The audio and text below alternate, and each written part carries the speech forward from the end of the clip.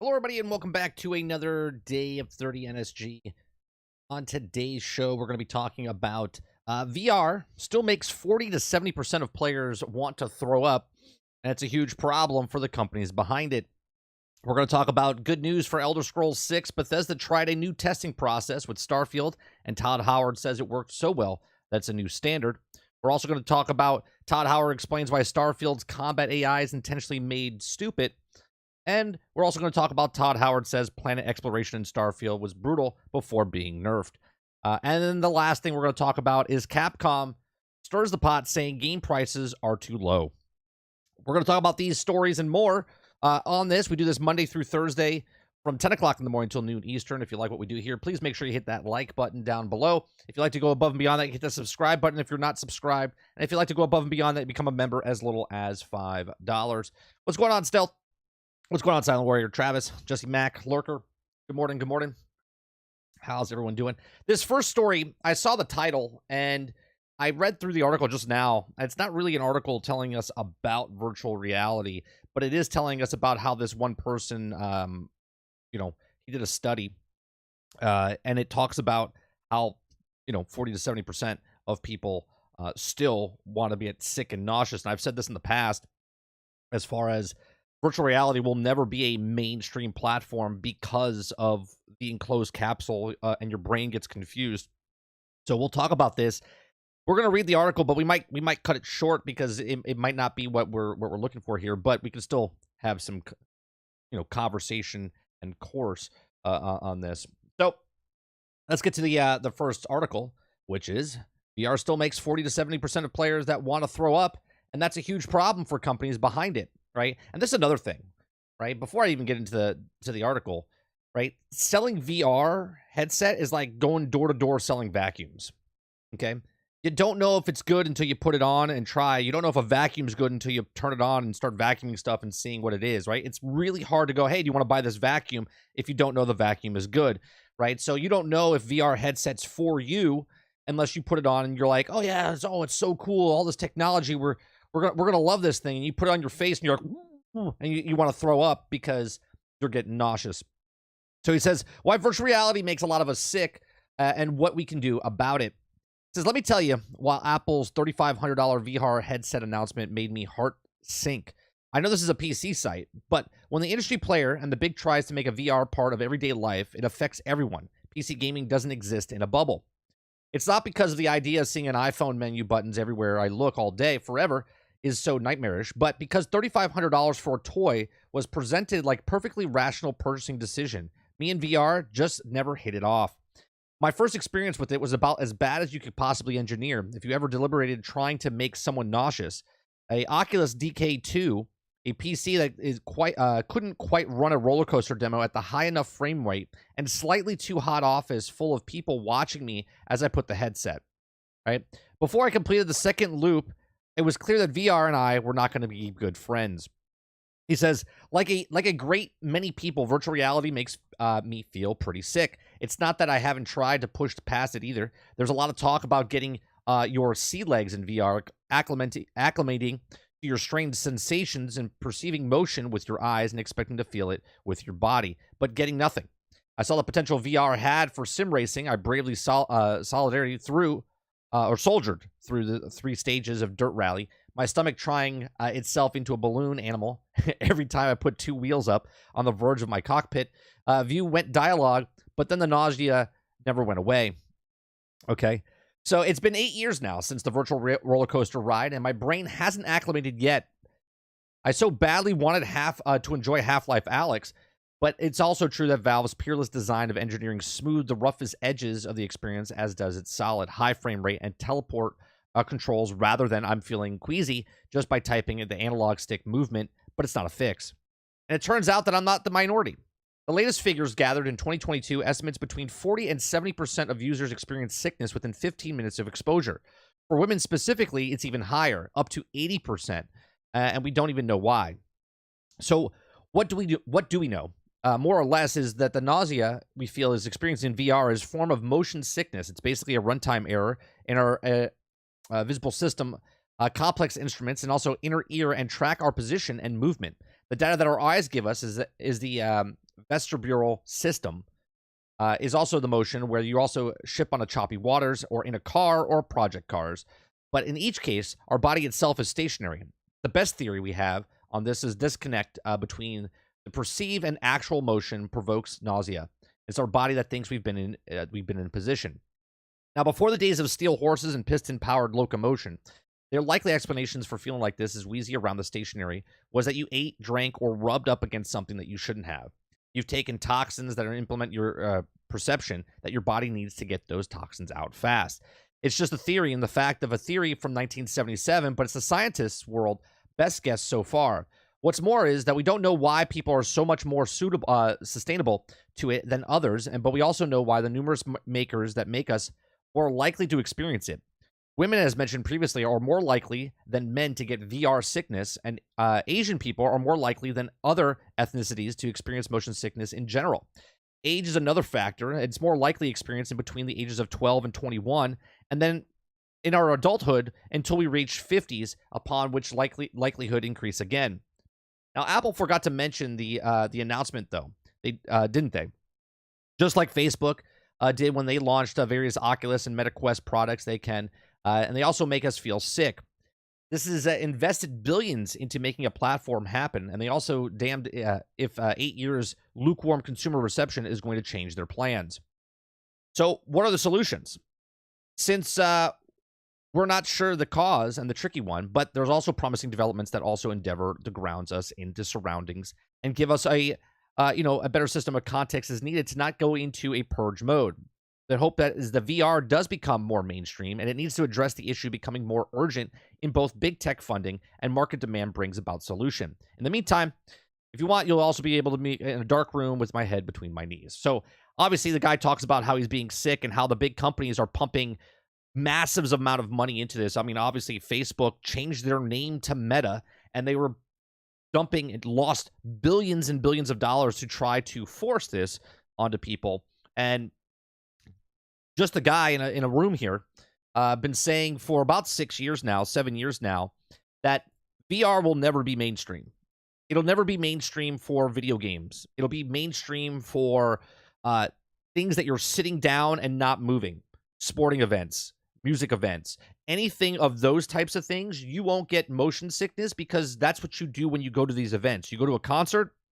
You stand there, you watch you watch the stage. If you go to a sporting event, you sit on the 50-yard line, you sit on the goal line, you sit on the court side.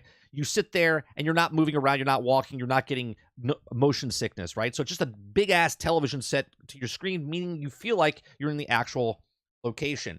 But as far as video games go, in my opinion, VR will never ever take off. What I liked about the AR VR headset about Apple, obviously it's $3,500. It's way out of the price range. That needs to come down 10 times. Okay, it needs to get down into the $250 to $300 range where it's the same price as a console before people even decide that they're going to do it.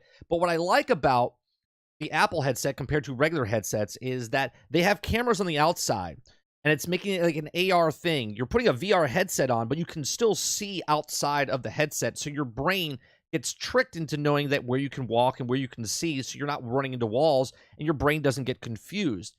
But in my opinion, it'll never become mainstream in the VR way for video games because so many people of the player base. Can you imagine 70% of people that buy your system or buy your game are going to be nauseous and sick and can't play after 15 minutes? I mean, that's brutal for your bottom line, is it not? So VR headsets, again, will never. It's been around since I was, a little lad, okay, where I was, in the early 80s.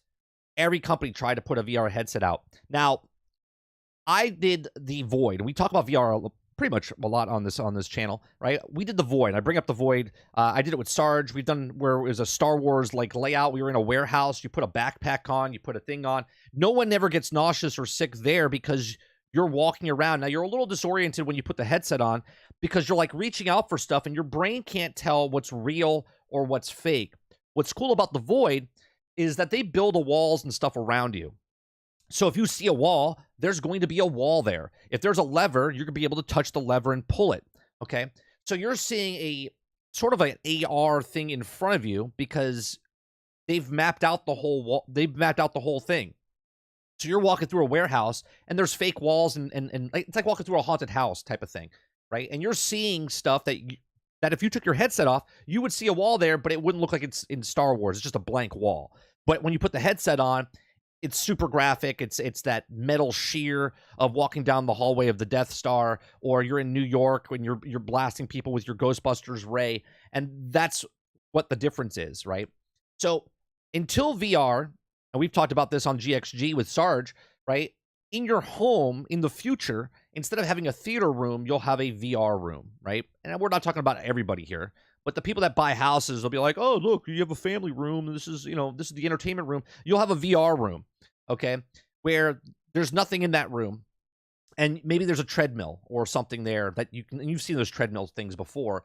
Until your brain knows that you're walking, if I walk in a game, you're going to get nauseous and sick. But now you've added a track system on your ground. Then you got the headset, and you got a PC, or maybe you don't have a PC, right? Maybe it's just the headset itself. You're talking about thousands and thousands of dollars, if not tens of thousands of dollars, to get that, right? And that's just not going to be mass market in any way, shape, or form. But if you do the sporting event way, which I'd said, you could go back to season 1 of GXG, okay? I've talked about how the VR headset will only take off in sporting events, in events of music, and other things where you're stationary and you can actually watch. Let me know what you guys think in the comments section down below. What do you guys think in chat? Watching this after the fact, I do appreciate you very much. Let me hear what you guys have to say. Let's see. Water Bear says, mostly in cinema mode and play normal games on a huge-ass screen. Right. You're not running around your house and diving into television sets, Water. Travis says, VR is terrible. Nah. I guess it's not like I've been saying that it's not, I don't know, 3 years now. It just feels weird for me when I try VR. I like VR. I'm not one of the people that does get sick, but I can tell, I'm also like a roller coaster junkie and stuff like that. So I don't get nauseous or anything like that on those things. But VR, man, it's not for everybody. Obviously, it's only for 20%, right? If you like VR, you're in the minority, right? 40 to 70% of people are just not into it.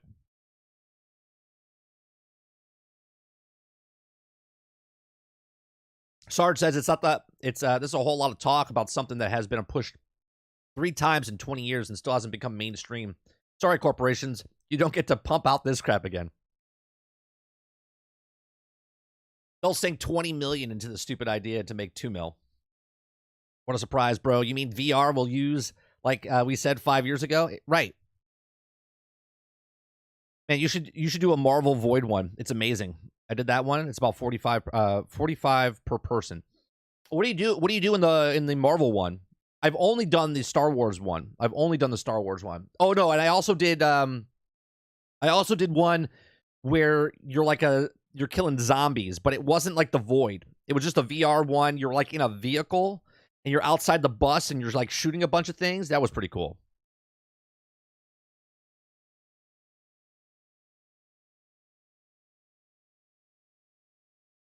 I mean, even 3D annoys me. I like 3D, but I don't like the...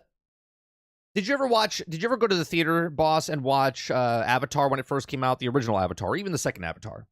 Okay? I like the way they did 3D. I don't like the way 3D is done in, like, theme parks or anything where they're like, ooh. Like, I don't like that. I like what Avatar did, where it just kind of immersed you in the realm. It didn't, like, shove a spear into my face or anything like that, right? It wasn't any kind of cheap tricks. It was just more immersive. And I was okay with that. You're fighting Ultron, teaming up with Iron Man and the Avengers. You're using some sort of Iron Man Mark armors. Oh, cool. That's cool. Jesse Max says, VR Spider-Man game, jumping off a building and swinging. My stomach starting to hurt. My God. Could you imagine? Oh, my God. That would be pretty freaking cool. I have to admit, for a person that I can stand VR, if there was a way, I don't even know how you would do that. I don't even know how you would do that, Jesse. Like, I was trying to think of a physical way where you hook yourself up to like a harness system, and like you pretend you're Spider-Man, and you can like move, and that would be pretty cool if you could feel that. But the problem with that is you can't feel that, right? You would get so motion sickness from, pretending you're swinging, like visually you're swinging, but your body's just standing still. Oh my God. That's worse than a roller coaster. That is worse than a roller coaster. Titan says, I'm picturing a VR headset, Apple Vision, as a thin, sleek as prescription glasses, Google Glass in the future.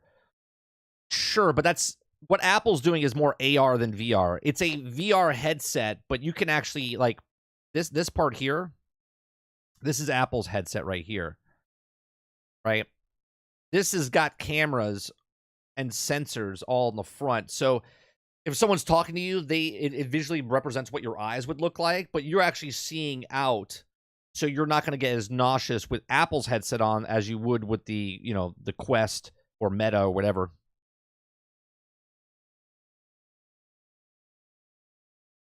Feels like when Metaverse was very being pushed and forced down everyone's throat to be a thing, and it lost over $3 billion. Yeah, Kylo, it's insane to me. They're like, yeah, we're going to do this technology. We're going to shove it down everyone's throat.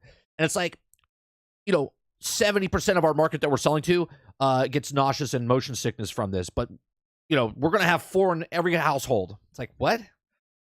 No one's buying this. Right? No one's buying this.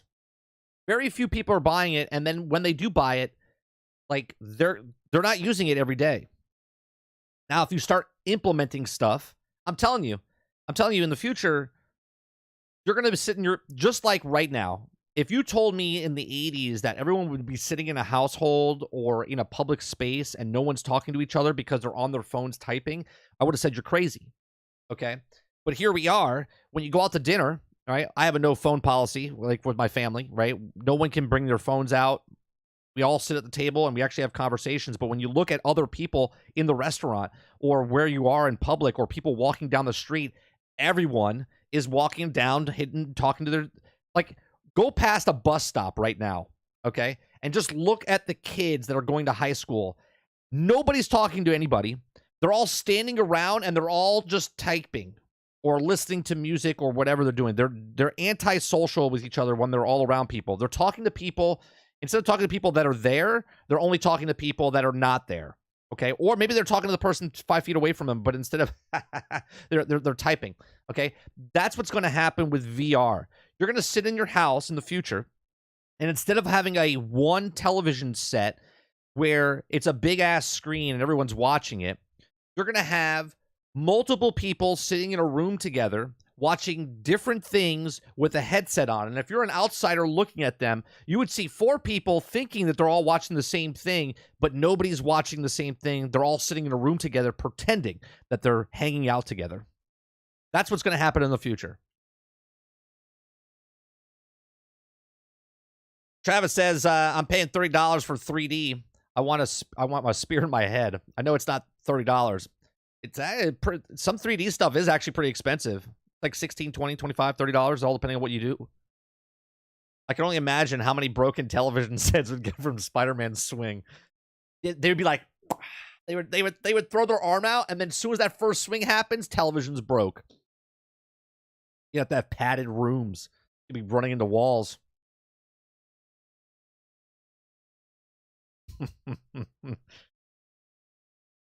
Hey, Granddad, want to play Spider-Man? Yeah. Morning, Dave Rose. I can't do VR for the reason it makes me nauseous. Yeah, we read through the whole article, Rose. They're saying that so you're part of the majority, right? So between men, all right, men are nauseous from 40 to 70% of men, and women are from 40 to 80% of women get nauseous. Right? So you have a 30% of people that are men that can, play games and not get nauseous, and women 20%. Also, companies pushing NFTs and the blockchain down your throat. It was to the point where the companies were forcing you to be a thing, and it's final. Well, did you hear, Kylo, about NFTs? Zero. Everything is on NFTs is absolutely worth absolutely nothing. People lost tens of thousands, if not millions of dollars investing in NFTs. And you know what? I don't feel sorry for those people. I don't feel sorry for those people. People thought NFTs were going to be the next like .com boom. Okay. Right. I do not feel sorry. I do not feel sorry for people that do stupid things. I don't. That's how they learn.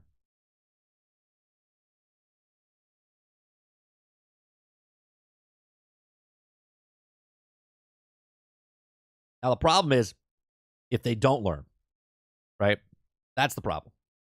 What's going on, Mo?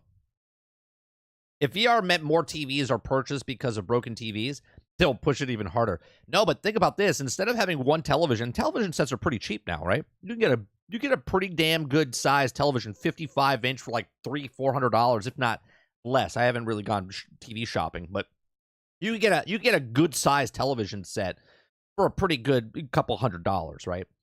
But now if you could sell 4 TVs, you could sell 4 TVs to the family of 4 instead of having one television for $400. Now you can sell 4 headsets, and it could do much more than anything else that, because you could do this, maybe you can do that.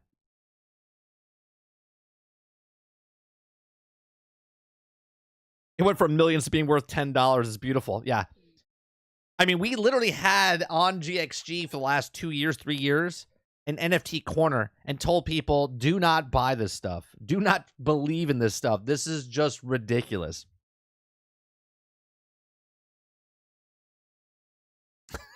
we actually broke the Wii remote. My grandmother, right, who's no longer with us, but she was playing the bowling game and she didn't tighten the strap around her wrist. She had the strap around her wrist, but it was still loose.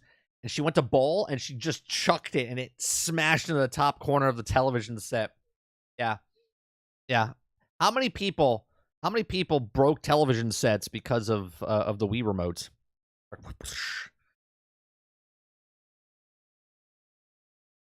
Best time to go shopping around for February is for Super Bowl. Super Bowl is a big television.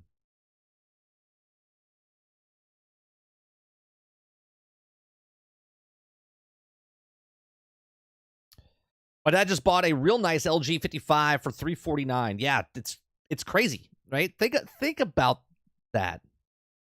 That's crazy. That's a good price. That's a good price.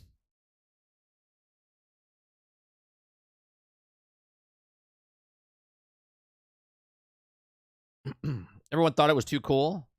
Go strap until the remote goes flying. Yeah, exactly. Like, oh, gotta put that strap on. Yeah, morning 76.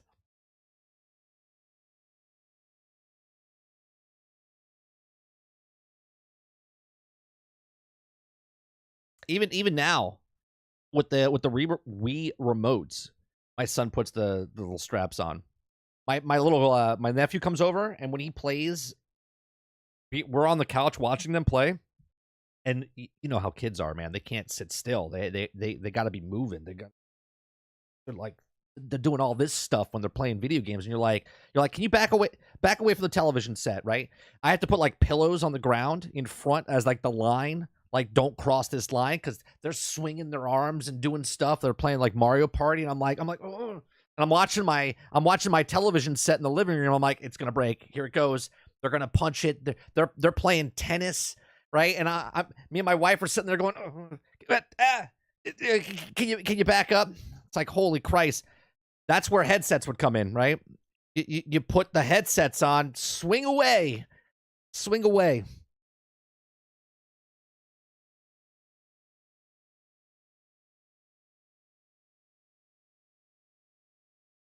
I have a video of my son that we took the other day. He started the game sitting down, like he was cross-legged, Indian style, sitting down. And then while he was talking to us, he like put one of his legs up and then stood up and then moved over like 7 feet and then like walked backwards and then sat down again and then got back up and then moved over again. And then he was like standing on one leg. He was like doing like a flamingo type of thing, right? And I just sat there and I was just like, does he know he's doing this? Does his brain know? Like, he's just in that game, right? right? I don't think they know that they're moving around as much as they are. Come on, Crowded House.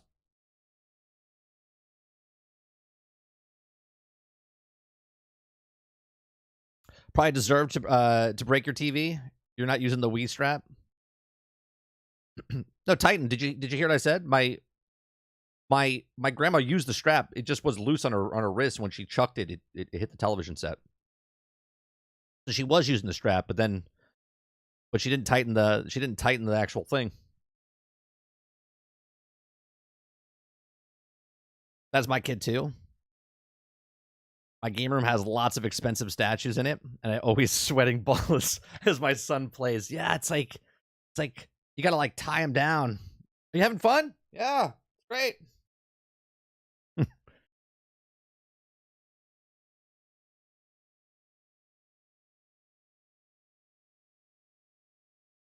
Oh, you can't say Indian style anymore. Crisscross applesauce. Get out of here. Get out of here. I'll say Indian. I'll say Indian. I'll say sitting Indian style. Whatever.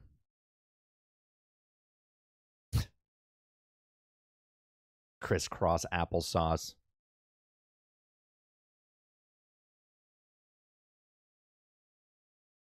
As a kid, I looked at the strap and said, "I'll take my chances."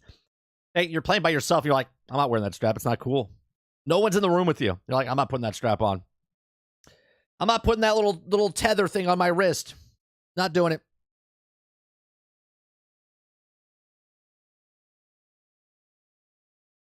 Fine. It's now crisscross cornhusker style. There you go. All right. I didn't know there was another snake. Another snake for Indian style? Oh, another name. Yeah. You know, if people say they're offended by the Indian style, and I know we're going off on a little tangent here, it's the same people that said they were offended by the Washington Redskins, which is now getting sued. They're now being sued by the Indians that they protected. Ironic, isn't it? Can't say foreign film anymore either. Oh, for God's sakes.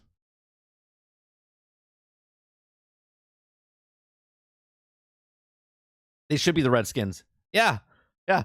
Even the Redskins, and I'm not talking about the football team, I'm talking about the actual Redskins, agree with you.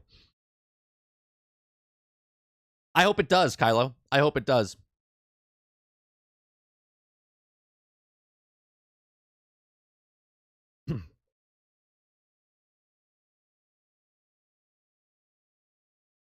Oh, sorry. No football talk. Travis feels insecure around men when we talk about football. Sorry, Travis. Oh, man. All right. Let's talk. There was an interview with Todd Howard. We're not going to watch the interview, but there was a couple articles written about some of the stuff that he said during the interview. It's actually a really good interview if you guys want to like see a little bit behind the scenes. I forget what the guy's name is now. He's from Insomniac Games. He's the head of the studio of Insomniac Games. He has a channel where he interviews other developers, which is really good. If you like a little peek into that side. So he has an interview where let me see if I can find the interview. Yeah, here it is. It's Ted Price, not Peter, right? It's Ted Price. So Ted Price is doing an interview. It's called Game Maker's Notebook. Okay. And in Game Maker's Notebook, he interviews Todd Howard, and it's funny because Ted Price is from Insomniac Games, right? And he's interviewing Todd Howard from Bethesda Games, and then in the interview they even talk about, are we allowed to talk to each other? Because one's from PlayStation and one's from Xbox now, and Insomniac got picked up by Sony when they were making Spider-Man, and while they were making Starfield, they got picked up and they got to make Starfield. So anyway, in this interview. The first thing he says, good news for Elder Scrolls 6, Bethesda tried a new testing process with Starfield, and Todd Howard says it worked so well that it's a new standard. So the go home part, I think, is very interesting. Things that you notice Howard says for testing Starfield. He says Starfield was extensively play tested by Bethesda devs often working from home. This is back in 2020 when they were all working at home, and then also after they were done last year. Okay, during the Christmas break, they were also doing it. So they also worked on Well Studio going applied and the method of future games. The studio's next confirm off a project, obviously, is Elder Scrolls 6. Speaking with Insomniac Games CEO Ted Price in a recent interview, Todd Howard reveals a version of Starfield was basically done after the original process of 11/11, where it was supposed to come out. Obviously, it was basically done. So the team in late 2022, with the general message being, quote, "This should be the game that you're playing over the holidays." Now, this kicked off a wave of team-wide playtesting, and Todd Howard reckons that on top of the obvious benefits of having a huge chunk of time dedicated to polish, the work-from-home environment added a special little something. Price Asset style take-home Q&A is a normal for Bethesda, and Howard says that it isn't, but that they will be now. So he says, I think it was sort of a pandemic thing, too, where people were at home. So how do we get builds at home, Howard says. But even then, we're working at home usually on your PC. We knew, given the scale of the game, that it was also we wanted the goal for the project to have as much time for playing and polishing it as possible.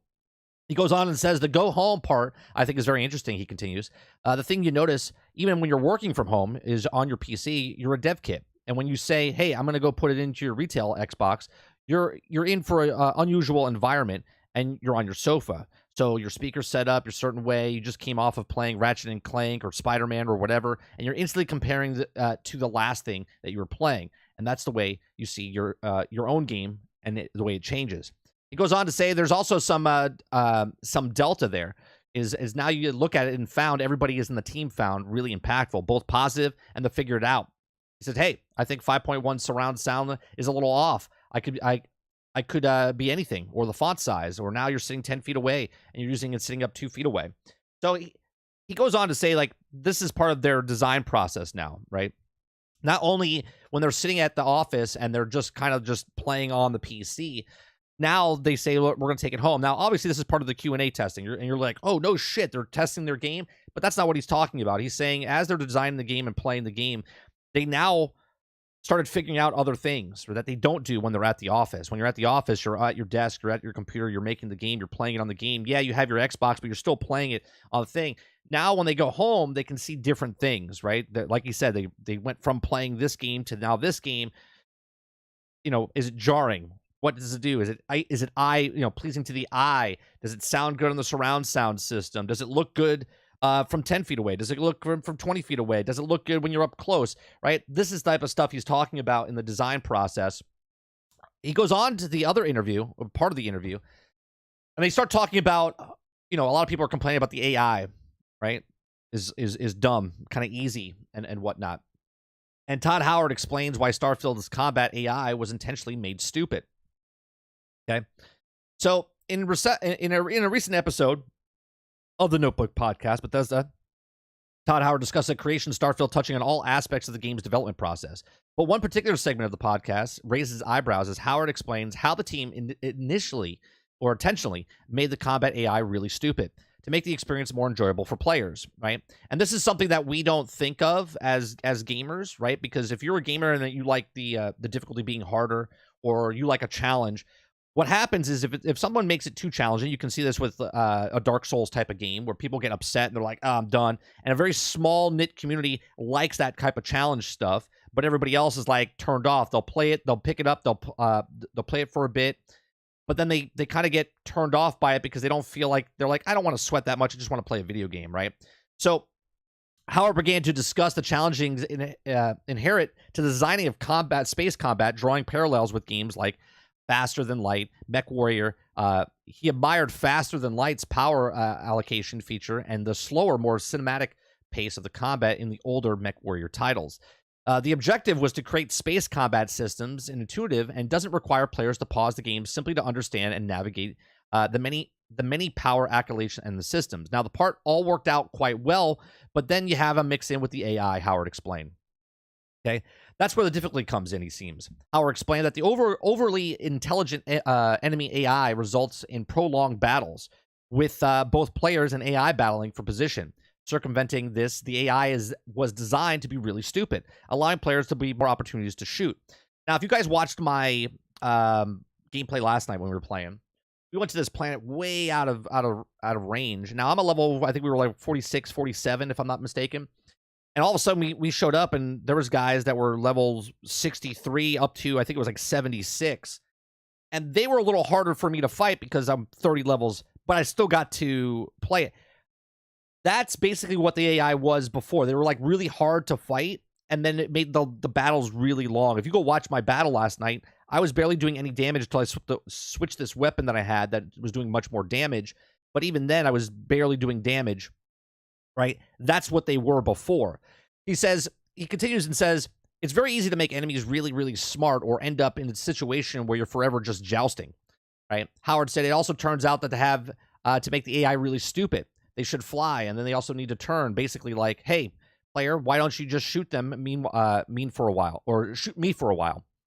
Starfield's combat has come under fire from some players and streamers alike, with Dr. Disrespect notably calling it absolutely worst control scheme and controller experience of a flight simulator I've ever experienced in my entire life. His experience with Starfield space combat was so infuriating that he even closed his chat out of frustration. Howard's interview is sure to give Starfield players and fans more insight into some of the game's more interesting design decisions, particularly the challenge of balancing both strategic combat and overall enjoyability. So you never really think about that though as a gamer, right? You're looking like oh, this AI is stupid, like Redfall's stupid. Okay, that's not how Starfield it is, but you got to kind of look at it and go, well, do I make, and as long as they put a scale system in there, right? I don't know how hard it is on hard in Starfield. I know some of you guys are playing on the hard difficulty. Where do the guys feel more spongy, right? Do they feel more where it's just harder because they put it up? Do they flank more? Like in Division 2, the AI is pretty smart. Okay, the AI is pretty smart. They'll try to, flank you.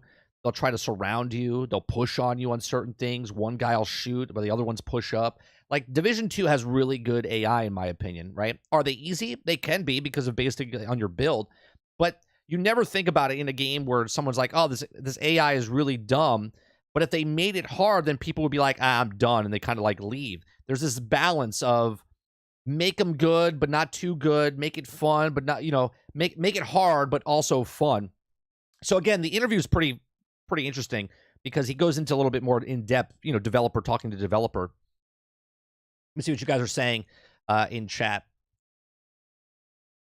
Let's see here. We talked about that.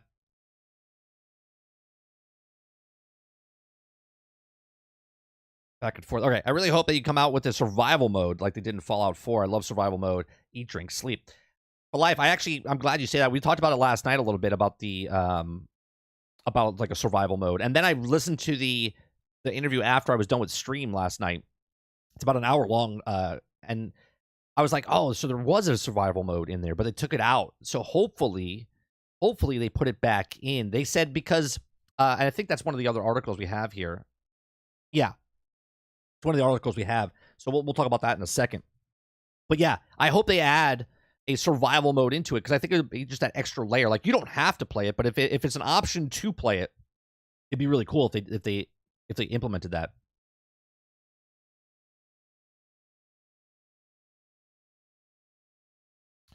Let's see here.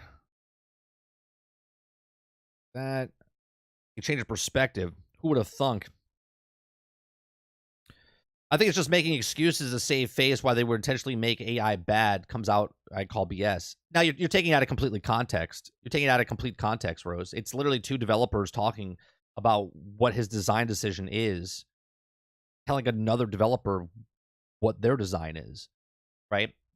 I don't think it's a excuse of anything.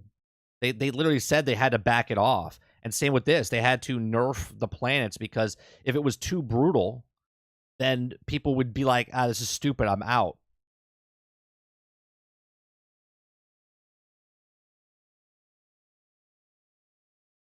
Let's see. You guys talk about sports. You guys watch Doc is also good, highly recommended. I think the space combat is great. You just can't roll out and stock ship. You need to upgrade a little bit. Yeah, I actually hit a little wall with the space combat. There's a mission. I won't say what mission, but I had to go round after round of fighting these ships, and I would get past like the 2 rounds, 3 rounds, but then that 4th round really pushes me. So I had to upgrade my weapons. I haven't been back since. I think you should get checked. You know what I mean? Starfield's AI, as I've seen, is the last person alive in a group. Is usually runs away and finds cover. That happened last night. It wasn't the last guy, but there was guys that would shoot and then run away, right? And then when you leave them alone, they'll come back and attack you, type of stuff.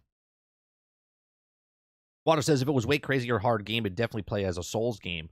I want my Starfield to be a mix of both challenging and fun. I just don't turn it on as I discover new things. Yeah, and I think if they do like a survival thing, which we'll talk about again in a little bit, with the way they did the spacesuits and the planets, the space combat in Starfield is amazing. I'm only criticism is how to run strafing and hover modes. Do they really have to say that the AI was made stupid? They all made stupid on purpose. They are all made stupid on purpose. Well, yeah, no, they were tougher, and during the interview, he says that we had to make them stupid. Chris says, I wonder if that was anything to do with why Halo's AI is so revered. In the games that you also have a variety of enemies, and they each fight differently. Keeps things non-repetitive. Yeah, I mean, but that... Looking just at straight at the cover, AI is stupid, but it's interesting to hear developers talk about why they make certain decisions to make it that way, right? Because, look, I say this all the time. I hate games, which kind of happens in Starfield as well. I hate the way they make games, like Ubisoft does this a lot.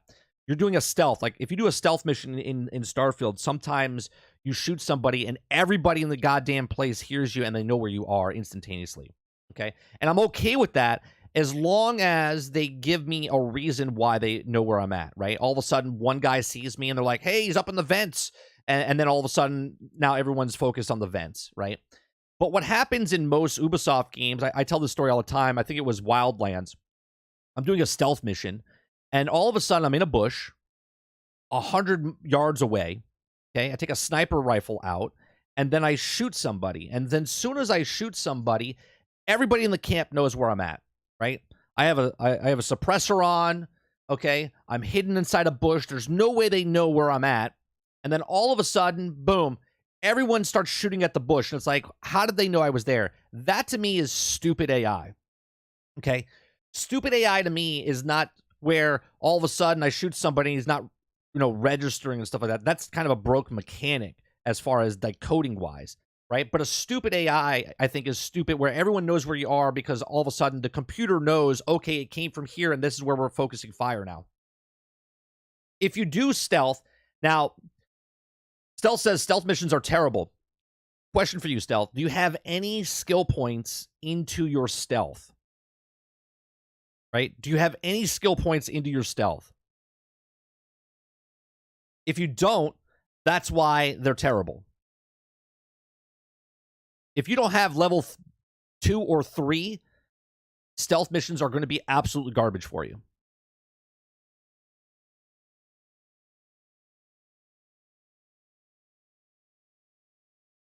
I think Division AI allows a little bit more challenge and always trying to flank you. Yeah, I really like Division 2 specifically. I really like the way they do the AI. Kuda says, also 30, I think the AI is some learning built in. I've watched them do things as I play or respond to several strategies. I've noticed that as well, where all of a sudden they'll start shooting and then they get cover and then other guys start to come out. So if you look at it from just a real quick, like, oh, this AI is stupid, they're not really stupid. It almost looks like they're like adjusting for what your play style is a little bit. Like, I hate, this happens in Division all the time, right? This is the one bad thing about the Division AI, right? So guy's behind cover, he shoots. Now you're shooting at him, he ducks behind. Now you keep your reticle on him. He will not pop his head up until you move off of it and then he pops up. That means the coding's like, nope, this is recognizing that he's still here, so I'm going to stay back here until he moves and then I'll pop up. And then you have to quickly go back over. That's the bad part about Division. I would contend that Halo Reach AI was initial look into deep learning AI, and the AI learned to use strategies in the campaign. Well, here's the thing that I think that AI could be really difficult all the time, because if they make it, okay, if they make it where the AI kindly adjusts and what's that, Hello Neighbor, is that what it's called? Where they showed the AI technology that was in that game, where all of a sudden the guy hid in the closet and the AI is looking for him, and the last place he looks is the closet, and then he finds you, and then you run out. Okay? It's an online thing. So if thousands of people are playing the game and people are hiding at different places, the AI is learning.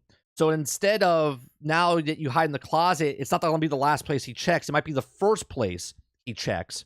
Okay? And then it learns and adapts.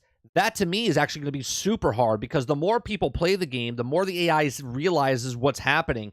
Then it's going to have all possible things. Now, obviously, the AI can't go to all places at once, but it's going to then look at 80% of the population that's playing the game right now hides in the closet. So it goes, that's the first place we're checking, right? The second place that people are hiding is behind the sofa. And then it would go to the sofa.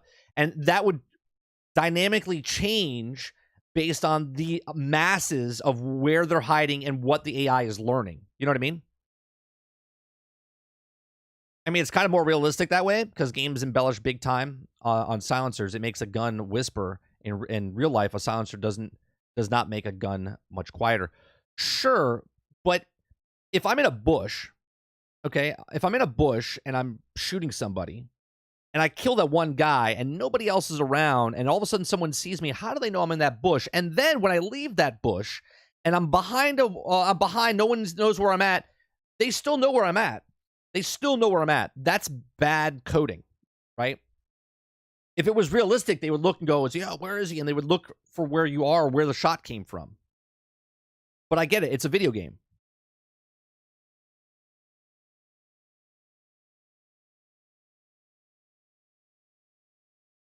Stealth says mission is terrible. Maybe I just got stuck at them. Well, did you had what is your skill in your stealth?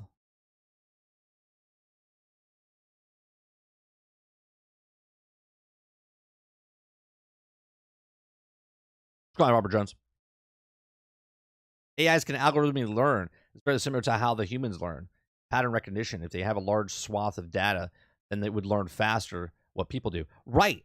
Right. And that's what I'm saying. Like the Hello Neighbor game was pretty interesting on how they were talking about how the AI was learning based on the amount of people that were playing. Right. And that's not an online game, but it's online and the AI is actually learning.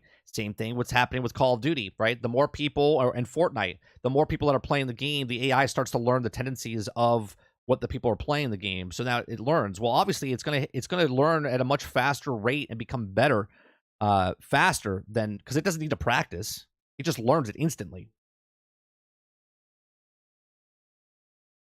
The best AI I ever saw was Xenomorph and Aliens Isolation. It was so good. What made it good, Dave? I've never played that game. So what made that AI super good?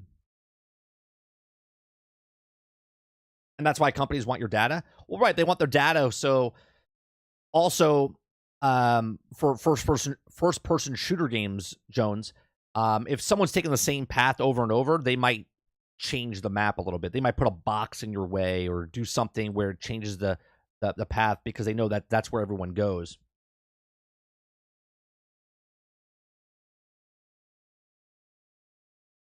And this is why I talk data about so many things. Algorithm data, trends in businesses, personal lives, and more. Actually quite interesting to look at. Oh, I love that type of stuff. Disney, right? Disney, they made a parking garage in downtown Disney Springs, right? And they put these sensors. They put these sensors in the garages, so now when cars park underneath there, it would have a green light, so you would know that that it's empty. Then it would have a red light when you know it was full. So as you're driving down the parking garage, you would see like these lights, and this is years ago, right? Now a lot of other places have it, and you would see it. But not only that, you have bands on you, right? And they keep track of, they know how long you've parked there for. Then they have a heat signature thing to tell you where you're going. Okay, they know where the most people are traveling. So when they put the more people were traveling, then they know where to put more garbage cans, right? Or where to stop more, or where to put more vendors so people would stop and pick up or buy something. right? And they also have the bans on you where you can pay for your stuff and you can get into the parks and whatnot. But they know exactly where you are, how much you've spent, how long you've been there, what stores you were in, right? These is all algorithms that they know and they keep track of. So they know exactly how long this car was parked here for 30 minutes. They went to this store. This is what they bought. So this person spent this much amount of money, right? They keep track of all of that. All of that. Right? Destiny does the same thing in the video game aspect, where when they played when you played a PvP match, they knew where people were running down the paths, where they were going, how long they stood there, where were the big fighting points. They knew all of that information. You're ranked 3 in stealth. You were ranked 3 in stealth, and you were still having a bad time in stealth? Interesting. Or you're ranked 3 in stealth now. I gave it like a new adaptive AI, so it could not do the same thing twice to avoid. So it also learned on the fly, would outsmart you. Interesting. It masks the muzzle flash when it changes the sound protection. It's harder to pinpoint location. I remember playing on the 360, and me and like, man, the graphics are so good in this game. I can't wait until the AI gets better and Destructions gets better. I think that was like Battlefield 3. Well, even in Halo Infinite, the AI, when you play against the AI, it's actually learning. It's actually pretty good to fight the AI. At least when I tried it when it first came out 2 years ago.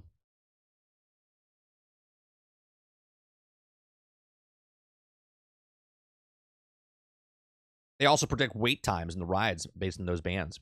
Yeah, well, what they also do, Chris, in the parks is they put more time. They put more time in the lines. So let's say the line's actually only 35 minutes long. They will tell you that it's an hour long because what they want people to do is go, oh, it's an hour, so they can adjust where people go in the park. Okay, they will change times based if the park on one side of the park is more crowded than the other, then they will make this side of the park seem like it's more busy. Okay, and they will add more longer times to defer people to get out of there. So they'll go buy ice cream, go buy a shop, go into the store, wait a little bit, move to the other side because they'll see, oh, this is only a 15-minute wait. This is only a 30-minute wait, right? They'll say that this is an hour because it's a more popular ride, but they want people to go. They want to disperse the crowd as much as they possibly can. So the isolation AI is programmed as a hunter. It was programmed with a sense of lack of a better word. You almost have a smell in the game. It used your mic. It would listen to your... Really? That's interesting. Interesting.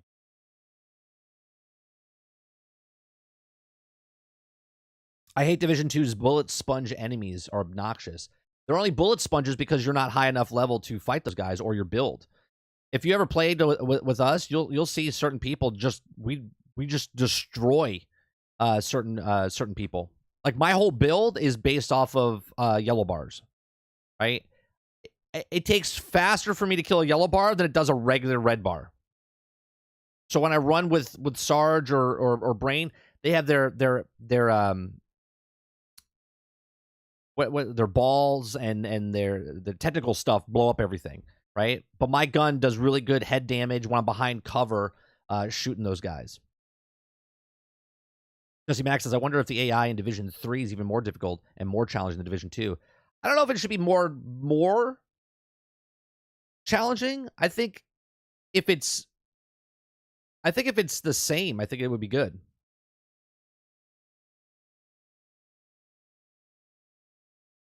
Yeah, the Magic Bands in Disney, you can do that a lot with it. You don't have to take a card out or pay it once. Want to just show them the band.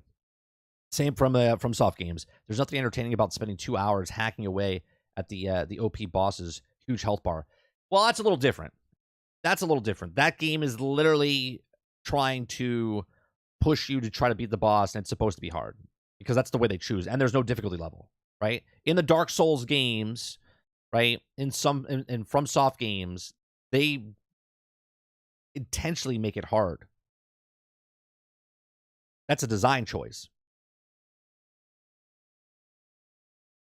Kyle says, I've been to Disney World the past 2 years. Most of the times it's pretty accurate. but for the most part, it's a good 10 to 15 minutes off. Some are even longer than posted.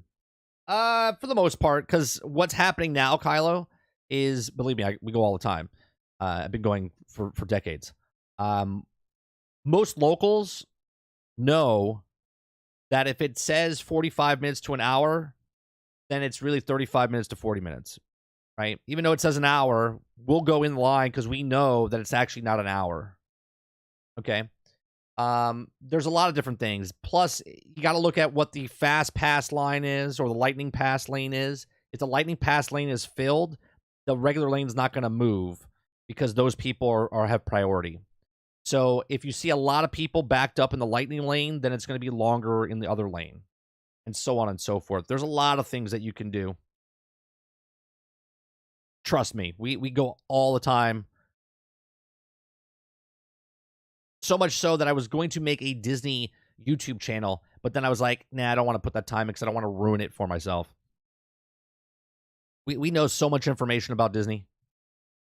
Let's see. Same with from Soft. Nothing as entertaining. I already read that. Between Disney and World in the past 2 years. Yep. If you were breathing hard or made a noise in the background, noises of a xenomorph, could hear it and they would track you down. That's pretty cool. I like that. That seems very interesting. Couldn't you mute your microphone? That's sort of cheating then?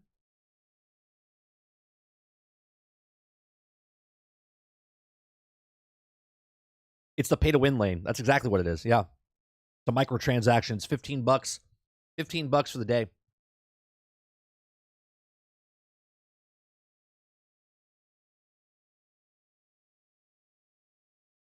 Just do single rider? Well, that's really hard, Silent Warrior, when you have a family of 3. And then because now I have to ride by myself, we all have to wait, and then I go, and then I have to wait, and then he goes, but they won't let us go by ourselves, right? Because our kid. So it's like my wife goes, and then I go, but then my son can't go because he doesn't want to go by himself, right? Because he wants to go with an adult. So then we can't do that. So it's not for everybody. Leave them behind. Yeah, I guess, sure.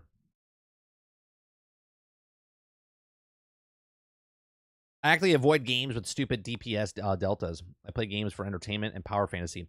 If it was difficulty, I would just go outside. Well, that's what Todd is saying about making the AI stupid, because they had to make it fun. If they make it too grueling, then they're like, people would just stop playing.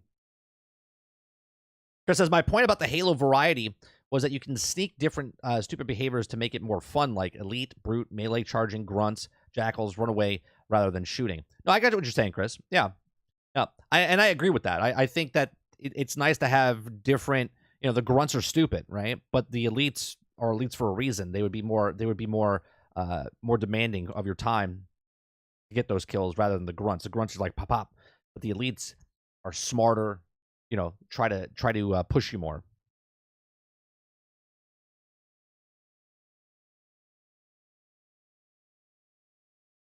Mute or play without the mic. If you had kids or anything, it would just know you're gonna die.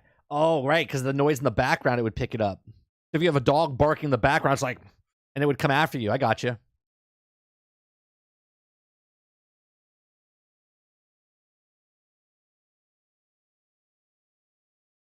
Yeah, you're not used to microphone. Then it was just to make it even more realistic, make the game harder if you wanted. Yeah, I get that.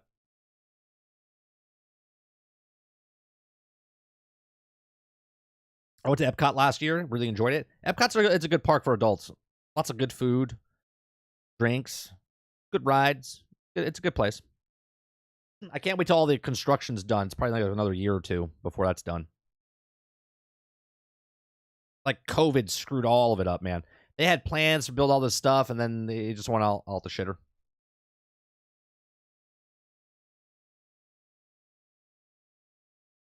I'll never go to Disney again. Worst theme park experience I've ever had. Being a local here in Florida, it's just nice to go, get out, go do something. Right? There's Universal, there's SeaWorld, there's Disney, Legoland. There's so many theme parks to go to over here. So many water parks. Halo grunts really do find you. Elites would sometimes hunt you down and find you, especially in Reach. I liked Reach. Yeah, Reach was good. How was the AI nerfed in Starfield? Was it just spongy before, or actually used strategies and not standing? So I forget the exact words he used, but he said that they had to make the AI stupid, because what happens was they made the AI. You know what? Let me find. I think he goes into it. Taking notes, flexibility.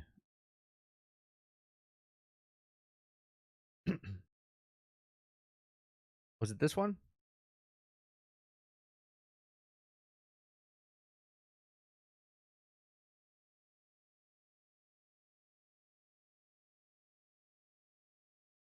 Systems. If you had to give them one piece of advice for how to design a deep but accessible system, what would it be?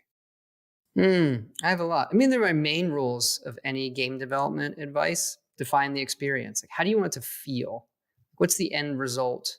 Don't start with a list of specific features, Mm. because you're going to get yourself into some, traps that might not take you down the right roads.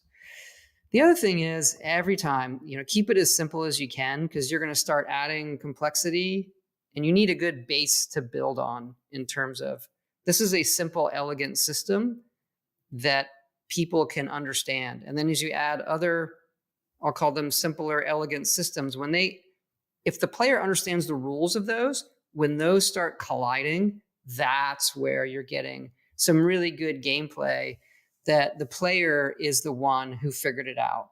The player is the one who expressed their creativity, and they're feeling this moment of, they did this. You didn't do it as a designer, the player did it. I love it. I should be taking notes, but that is that's And you see that. excellent. Look, you see that in other games. Like, True. the recent Zelda, all that whole system is awesome. And I could go through other games that do that, but that's usually where, even if it's all ramble, even if it's like a skill system, some of those can get sometimes complicated in games. And just how you expose that to somebody for how you want to develop a character. So you sort of take everything from upgrading weapons and building your base to your spaceship or exploring planets, and No, that's not having it. these sort of simpler things. That's not it. There's one, complexity of scope, recent Starfield. Designing flexibility. Is this it? So when you say design for flexibility, are you talking about schedules or final More content? systems, both. I mean, obviously, some scheduling. You can schedule in buckets and say, well, we're probably going to have to adjust something here. And look, like anybody else, we've had successes and failures with our scheduling. I can't say that we're I don't know if that's it either. scheduling geniuses. We've Where gotten does a he lot talk better. about the NPCs?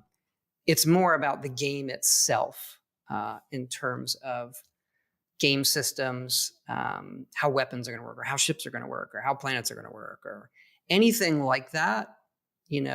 Give yourself room for, hey, you're probably going to change that once you start playing it.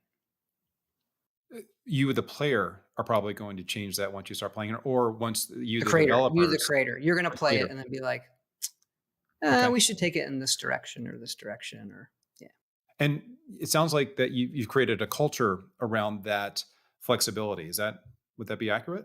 I think that's very accurate. And the Okay. more people have done it, the more, look, you've been through it. I think anybody who's made a game with a team of any size that's listening to this, that change moment where if you're a creative leader, like, yeah, we probably need to get rid of that. We probably need to change it. And you just like dread the conversation. Yes.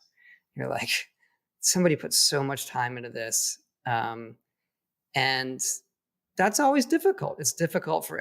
That's not it either. Let me try one more thing. Complexity of scope and recent Starfield lore was developed. Player expectations. Complex of scope.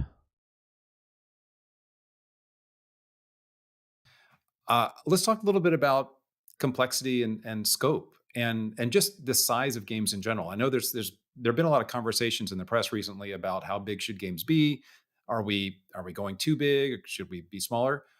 Are Whether or not that's right, who's driving it? Are we, the developers, actually driving this need for more complexity? Is it players? Is it reviewers? Where do you think this is coming from? Well, I think it starts with the developers. I mean, it has to, right? Yeah, true. We do And just I think it because starts with technology. You're seeing new hardware. You're wanting to use it in new ways. You're looking at demos like, oh, we could do this, we could do this, we could present it in this way. The scale of games, I think, is I'd have to go back and look, Ted, to be honest. Like, okay, how big were things before? The one thing I have noticed is because more games are played for a long time, they're live, that the ability to update them over time creates games that people are playing right now that have been around for a long time. They've gotten years and years and years of updates. And that creates an expectation when I'm going into something new. How does this compare with a mature game that I've been playing for a while? Starfield's, look, its scale is just, I've used the word irresponsible. It's so big. Some of that's intentional. Some of it's just us. We made a lot of stuff. But it is outer space. So we were in the position of always trying to put more in and always trying to fill it, given how much space is in space. But even a game like Skyrim, which if you look at it at launch, still a really, really big game. But if you look at it today with the add-ons and then the mods, it's a much bigger game. But still a game that's played 12 years later in large numbers for us. So I think if you look at your audience, they get used to a game and they usually want to plus one it. They want to add X, Y, and Z. I've said that in the past too, right? This is that raise the bar when you make one game, and then whatever that game is, then the next time you come out with the game is that one up on what you have to keep the gamers more interested in the game. You'd be like, oh, last game was like this. You're going to see that in Spider-Man 2, right? Spider-Man came out, Miles Morales came up and raised what they did last time, and then now Spider-Man 2 is going to raise that bar even more. And the developers usually we do as well, right? We want to say, okay, we want to add this. So even Starfield, as we're looking at it now, we're looking at feedback. We have a big list here of here's all the things that we want to add to the game, and everybody wants to do it right away. And what we know, like, okay, let's pick our battles. Let's make sure everything's really solid because this is a game and it's intentionally made to be played for a long time. It's one of the things we've learned from our previous games, from the Skyrim, from Fallout, that people want to play them for a very long time. So Starfield, I would say, was the most intentional going into it. This is a game people are going to play for a long time. How do we build it such that it is allowing that in a way that feels natural? And if people have played the game and if you finish the main quest, et cetera, you can see that. But it's also one where, okay, what does Starfield look like in 3 months? What does it look like in 6 months? What's it like in a year, 2 years, 3 years, 4 years, 5 years? I think we've learned that that's going to happen. So let's be ready for it, make the most of it, embrace it. And that's both what we do here and with our modding community. We've learned so much there and just giving ourselves a really, really good base of a game to build upon for everybody. That's great advice for all of us. All right, let me go back to, I think it's in talk about terms his part. of expectations. Since you've been the game's primary spokesperson since you announced it back in 2018, what was one thing you really wanted fans to understand before it came out? I mean, there are a number of things. That one's always tricky. I think the first thing is we've been living with it for a while, Starfield, but it's a new IP, right? So it's a new game. It has a lot of new ways of experiencing it compared to our previous games. So the main thing was setting up like, hey, this has some DNA of ours. It has some things that we like to do in it, but it's still a brand new thing. And I think because of when we announced it and we were talking about it a little bit early, we're sort of selling like the big idea first or explaining that, like what is the overall feeling of the game. And that's how we start making games where we want to define the experience. What is the experience of this game? But given its scale and given what we've done in the past, people don't know how to interpret that always. Like, okay, I can do anything. So we're not giving them the specific list of here are the things you cannot do. And then as we get closer to launch, we did like the Starfield Direct sort of in the summer, where that's where, hey, we know everything that's in the game. We're able to sort of more clearly explain these are the systems, here's what they look like, here's how they work, and so forth. But it is hard. It is very, this better than anybody. Setting expectations when you're doing these things is hard. You want people to be excited, but you also want them to just look at it like any other game and judge it for what it is. And so it's tricky to find that balance, honestly. I love that you bring that up, and the fact that you, at near launch, you were starting to help fans understand what the game truly is. So you're right. It's a balancing act that we all have in terms of managing expectations. So was there anything else that you did to help fans understand what was coming without either dampening their expectations and keeping their imaginations on fire? I think the direct was, again, I'm referencing the Starfield direct, the one we did at E3, non-E3 Xbox showcase thingy. There's a couple of things there. One was, I love how that it's not E3 and everyone still says E3. They're like, I even say it. I'm like, about the E3 event. Oh, Keighley thing, Summer Game Fest, which is like, there's so many different things. People don't even know what even in the industry, people are like, E3, not E3. It sounds weird, but I think it's important internally is to show the passion of the team, how long we spent on this, and getting a lot of people up there talking about the systems because their excitement for it. These are the people who made those specific things. And there are hundreds more that we didn't show. I think that was important for us to be like how passionate we are about the game. When you get into specific systems, what's good is like you can just show a couple screens. You can show 3 seconds of footage with a menu. And whereas like on a first view, people don't get it, they're going to go on Reddit and other places and tear it apart. And they're just awesome at it. Like somebody will spend, 100 hours going through and figuring out what every skill does. We still like, and this is, we've noticed this with it. This is not a surprise for us. I think it's a surprise maybe for the audience. It's a very complex game. And we were okay, for better or worse, with people discovering things in it and sharing that. So they're still finding things. By the time this runs, they're still going to be finding things. And I think that is a little bit of a bonus because it is a single player game where people are... Ain't wrong about that, right? I'm 150, 160 hours in, and I just found something for the first time. And someone saw it on stream last night and was like, wait a minute, I've played 8 days and I haven't found that yet. Able to share these water cooler moments the next day. Be like, did you know you could do this? You can? I didn't know that. Why don't they explain that? There's a lot of that going on, and that's, understandable. I have to ask, are there any moments that you've seen where fans have sort of discovered an emergent instance and said, hey, check it out? There's a lot of things they're doing with zero gravity that we did a little bit. Obviously, the shipbuilding is a big one. We love the shipbuilding. We had done a lot of cool shipbuilding. We had some funny things, some interesting things. Up to 9 minutes. And just how far people have pushed it, how much they like to share that, or multi-page building guides.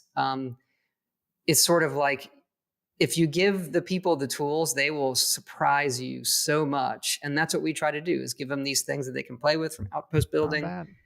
Excuse me, I hit my mic there. From outpost building to like the shipbuilding. Mods are a whole nother world, how fast that community gets going. So, yeah. I love the fact that it sounds like from the beginning, you were designing systems that would be fairly open-ended for fans. And always, was there one or two, or were there one or two in particular that you felt had the most potential, and has it shown its potential?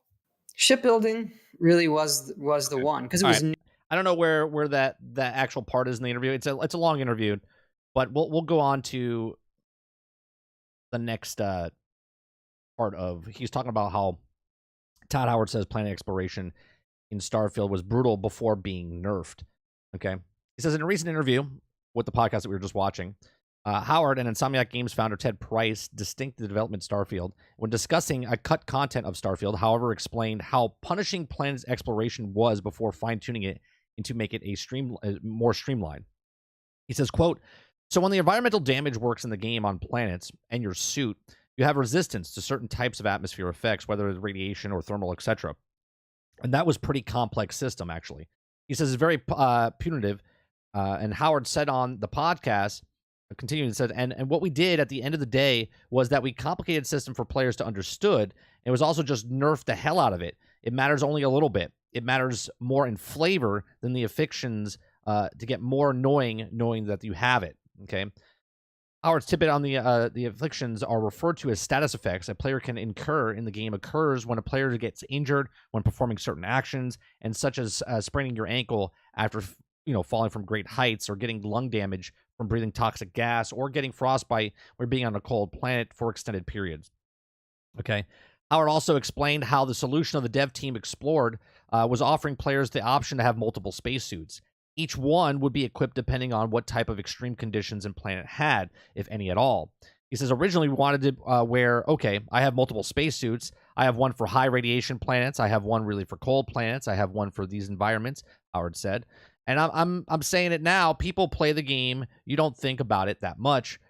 Might be something we address going forward, but it was one type of solution there. And I think what he's talking about there is making a survival mode like they had in the game, and they took it out of the game. And I think down the road they might add it in, which I think would be a cool little separate game mode. I don't think it should be the main game mode, but I think if people are looking for that extra challenge and extra thing, I think people would jump into a world like that. They did it with Fallout 4, shortly after the game came out. So Howard's commitment to Bethesda's may addresses going forward implies that Starfield may receive a hardcore or survival mode type of difficulty level in the game. It also would not be the first time Bethesda added difficulty mode to one of the game's most post-release, as Fallout 4 received a survival mode a few months after launch. This added a set of features not found in the other difficulty levels, such as eliminating the option of autosave or save manually from the pause menu, or stronger enemies spawning more frequently. Should such a mode be added to Starfield, the team would bring back more punitive systems for planet exploration. In either case, Starfield has been a big hit for Bethesda, hitting 10 million players and becoming the biggest launch in studio's history. So there you go. So yeah, I think what they're doing, I think they will add something like this. I think it will just be an extra thing to do, And I think as far as like dumbing down or making the AI stupid, I think if you play at a harder difficulty, again, I'm not playing at a harder difficulty. I'm just kind of enjoying the game. So if you guys are playing hardcore, if you played normal and then you put it on hardcore, did you notice a difference with the AI? Is it more brutal? Are they smarter? Are they the same, but just, more spongy? And I think down the road, I think with this harder mode or survival mode that they could add potentially down the road, I think those things that he talks about in this interview, I think they could make the AI smarter, right? Go back to what it was. I think they could make these suits more permanent, where if you go on a frost planet, you need to find that suit. You can't even go to that planet unless you find the frost suit. You know what I mean? Or buy the frost suit, or put mods on a suit to go there. That slows the game down big time, right? That slows it way down.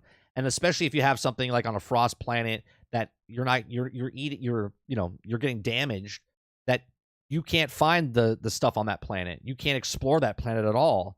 So in the back of your mind, there's like, there could be something cool there, right? Especially since it's all procedurally generated as far as what's in the chest. I mean, obviously the people that load or save and go, well, save scum and then open up a chest again or kill the boss again to see if he drops something cool, those are always going to be there. But people that are just kind of want to be in that world kind of just get lost in it, right?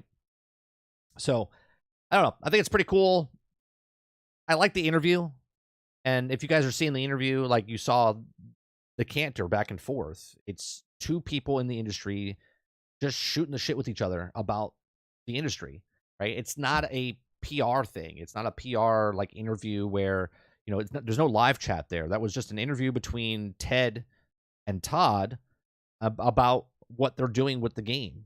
What is his process? So it's for people that are game developers looking at it to go, oh, I never thought of it that way. So I don't really think it's that interview that he's lying about why they made it stupid and it's an excuse. He's saying it from a technical aspect why they did what they did, and it's for people that are game developers that are like, oh, that's a nice little peek behind the curtain, and could help those people out. Papa says, I just had a comparison. The AI is like Thrawn. It learns you and it counters you. Yeah, and I think there's a point though, Papa. Like if the AI learns, but then it goes beyond that extreme, there needs to be a cutoff point, because obviously the AI is going to constantly learn. Because if you flank left around the AI, and then the AI knows you're going to flank left, and then so you die, and then you start again, and then you flank left, but now it's expecting it, right? And then you're like, oh, then you go right. Okay, well, when you go right, now it learns that as well.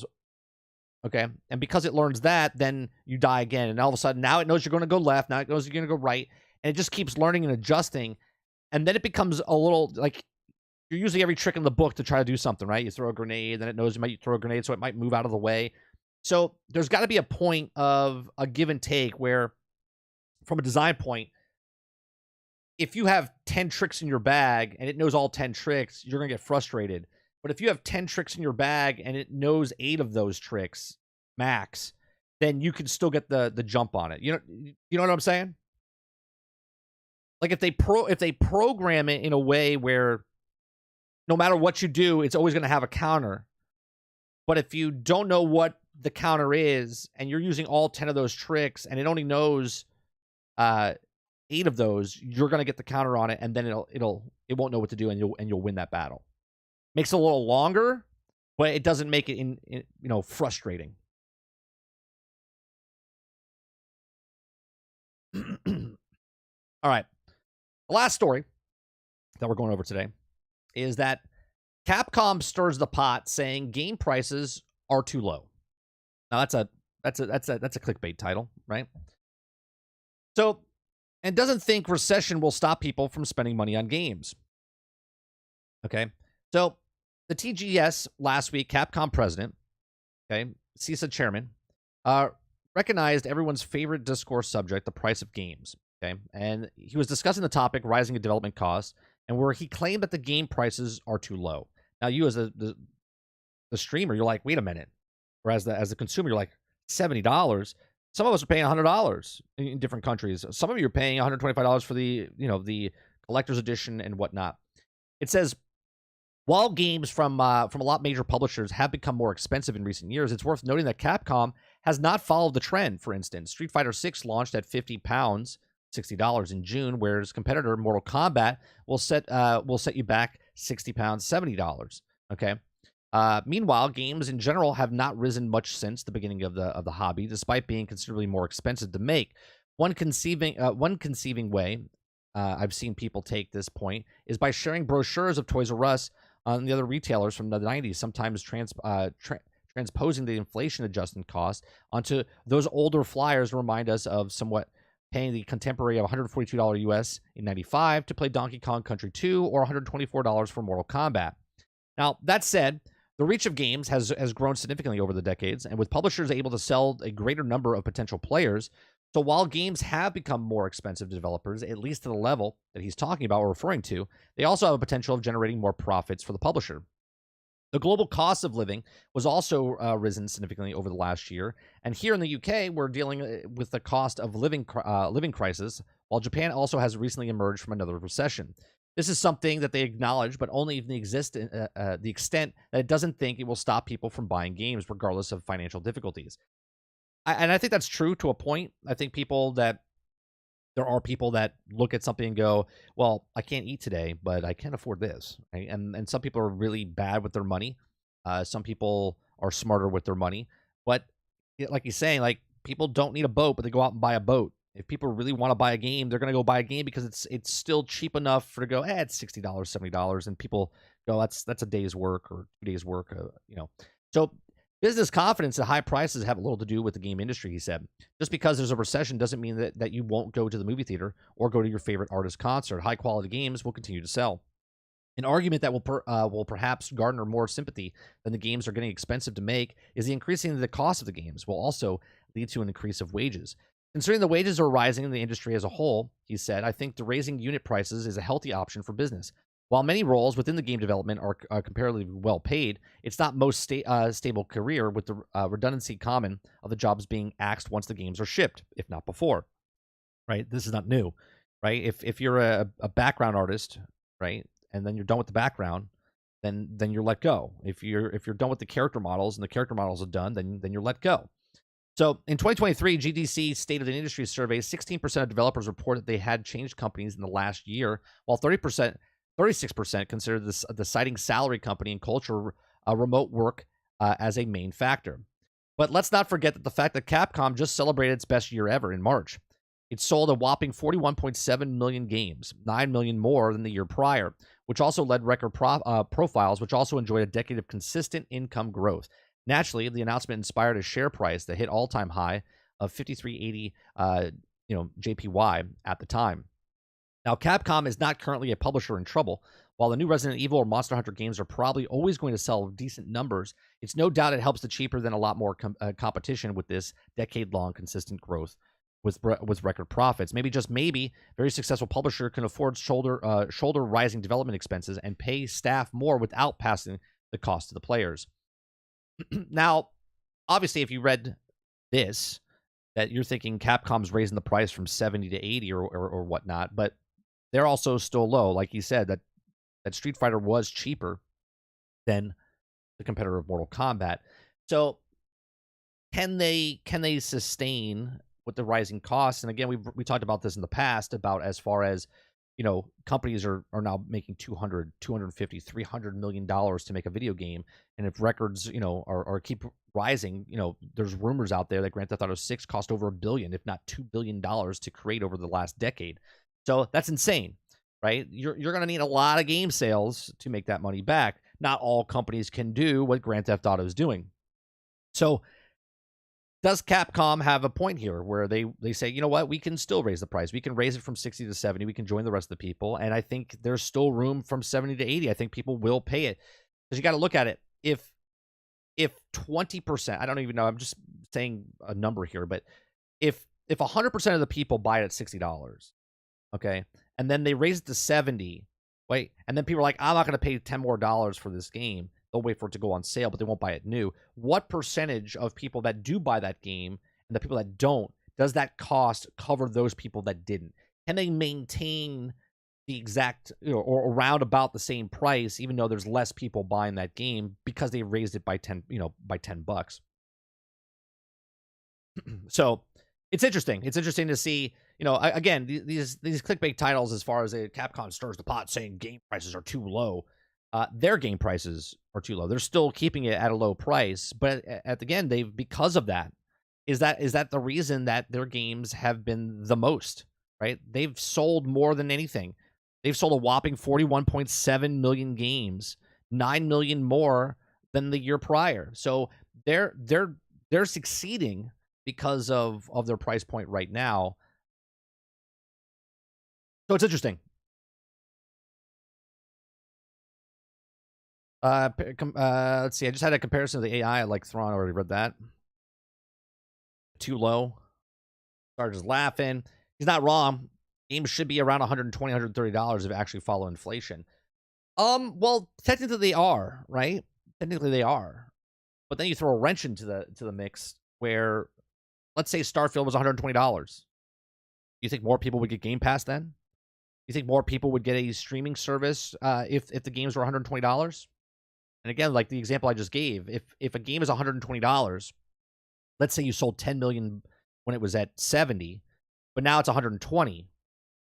Are you gonna have 10 million people buy it at 120? Probably not, right? But is the difference of the people that are buying it, that are not buying it, does it cover the people that are not buying it?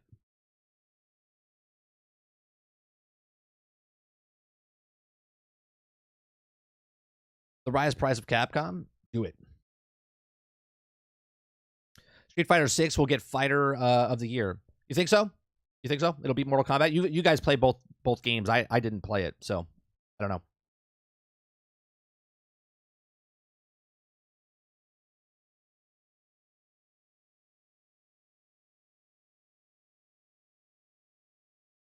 People when they...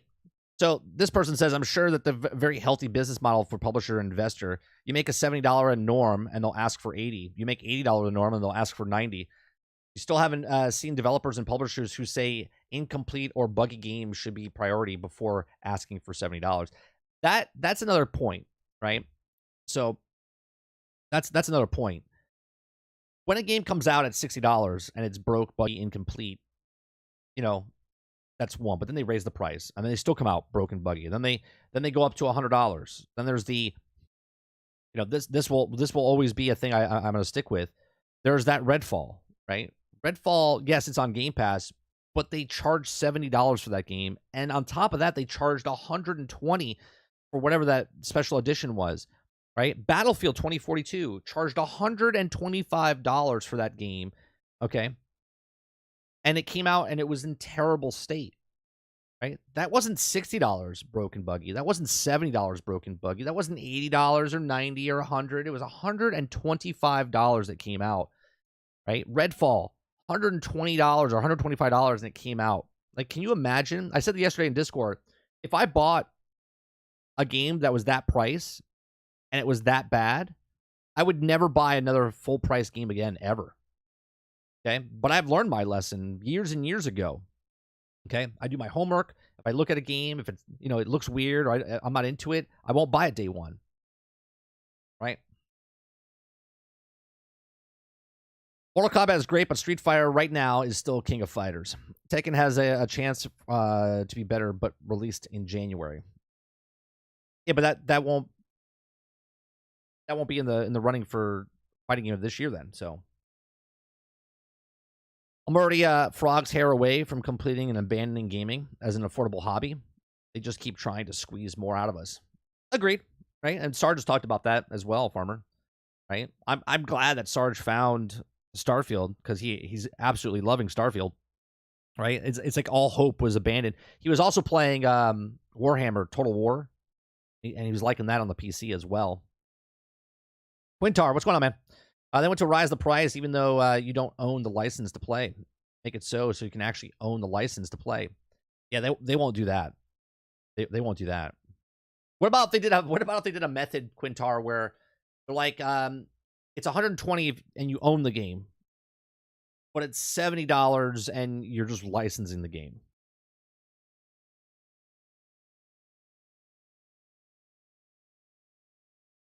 I was watching a video the other day with Asmongold was talking about, Blizzard, right? And how they're double dipping, triple dipping, right? Like back in the day, World of Warcraft was just $15, right?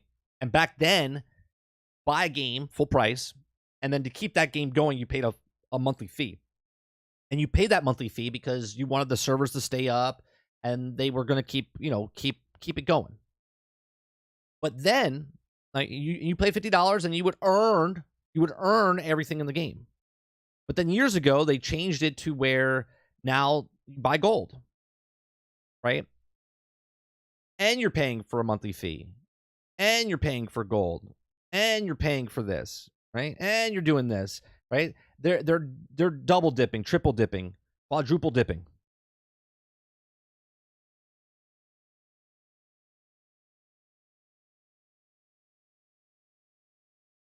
Right? You know what I mean? And that's when they just keep trying. You give them an inch, they take a mile, right? You pay 70, then they'll go, oh, they paid 70. Let's get it to 80. Right? Even now with Game Pass, they're like, we'll pay $10 or $15 for Game Pass, right? You don't have to pay for these games day and date. Oh, but 5 days early access, pay $30, right? And then 5 days early access might be $40, right? It might be $50, right? Who knows, right? Maybe they give you 6 days early access and it's $40, and then 5 days early access is only $30, right? It's like it all goes out the window because you don't know what's worth what anymore, right? A skin from Fortnite's worth $15, but one extra day is worth $20, but the whole game costs $60, right? You have never owned a license to play? STOS, it's the beginning of time for software. Well, no, you owned the license. First of all, in the beginning there wasn't terms of service in a game, right? You can go put on your old games. There was no terms of service that you had to hit OK, right? So don't say from the beginning of time, right? You're saying beginning of time of software, meaning you're talking about PCs. We're talking about games here.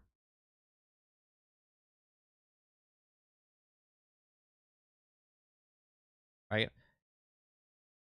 You're talking about like Office 360 or like software. Video games in the beginning, there was no terms of service when you hit start on Mario.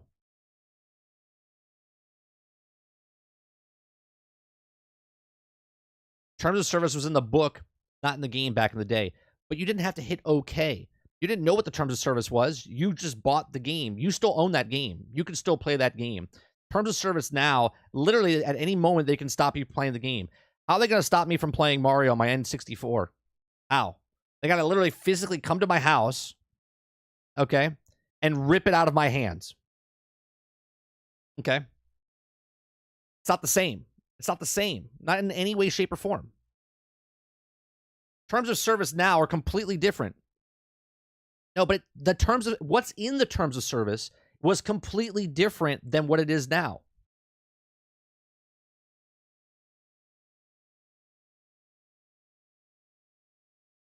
The terms of service back then was you can't resell your game, sort of like when you watch the NFL and the NFL says the terms of service is that you can't re-upload the video or anything like that.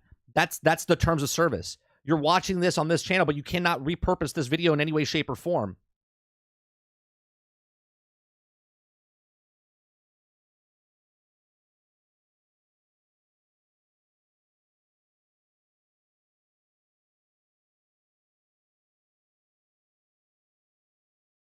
Here, let's see.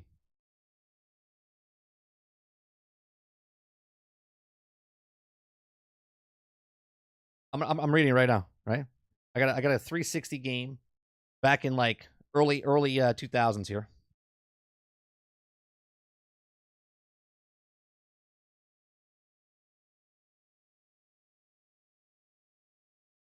Activision grants you the license. Activision grants you a non-exclusive, non-transferable, limited right and license to use this copy of this program solely and exclusively for your personal use. All rights not specifically granted under this agreement are reserved for Activision, and the program is licensed, not sold. Your license contains no title of ownership of this program, and you should not be construed at the state of any rights to this program. All that means is that I don't own the rights to Ultimate Alliance. I do not own the rights to this, but I own this game. Now the terms of service, okay, is that you can't even access the game once they decide. Okay?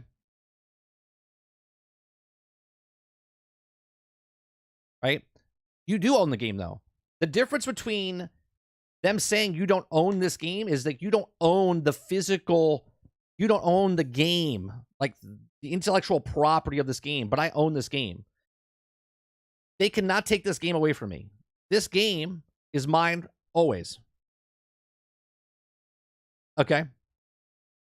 Always. Mine.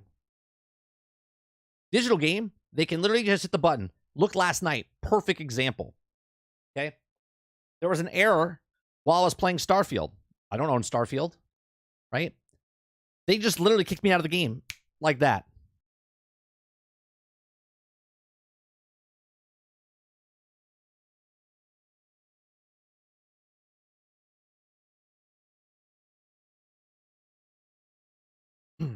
It's the same license, just a license to access it. That's how it reads. Look, if I buy a physical, if I buy a physical item, it's mine. If I buy a digital item, they hit a button, it shuts off. It's not mine. There's a difference. Yes, I don't own Ultimate Alliance, but I own the copy of Ultimate Alliance that they sold me.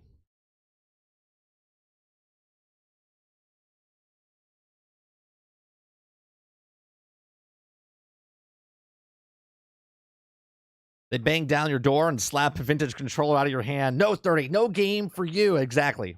That's right. They come in, they're like, whoosh, get that shit out of here. Come in like Shaquille O'Neal, blocking me as I go to the rim. No, it's Mutombo. No, no, no. No, no, no.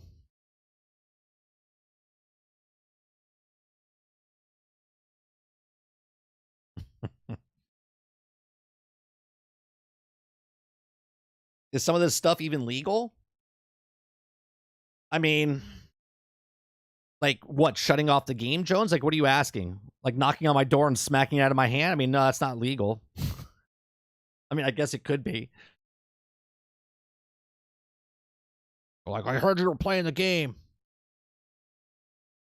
You're not allowed to play Ultimate Alliance. Delisted.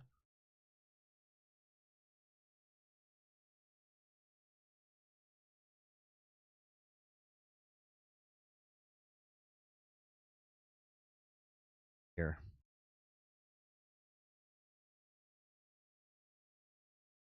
TOS disabling access like that? Yeah, they have 100% every single right. The problem is with this, and this is exactly what I said, that you won't own anything, right? Especially once, right now, you can still argue, as long as the game can be played offline, okay? As long as you can play the game offline, it falls under this, right? If you own the physical copy of a game, okay? If you own the physical copy of the game and you can play it offline, no harm, right? But as soon as this goes out the window, and you buy the digital version of anything, doesn't matter if it's on Steam, doesn't matter if it's on Xbox, doesn't matter if it's on PlayStation, doesn't matter if it's on Amazon Luna, you don't own it. You don't own it. And you can just literally shut it off, and then that's it. Done. All the microtransactions you bought, all the things that you paid for, that's it.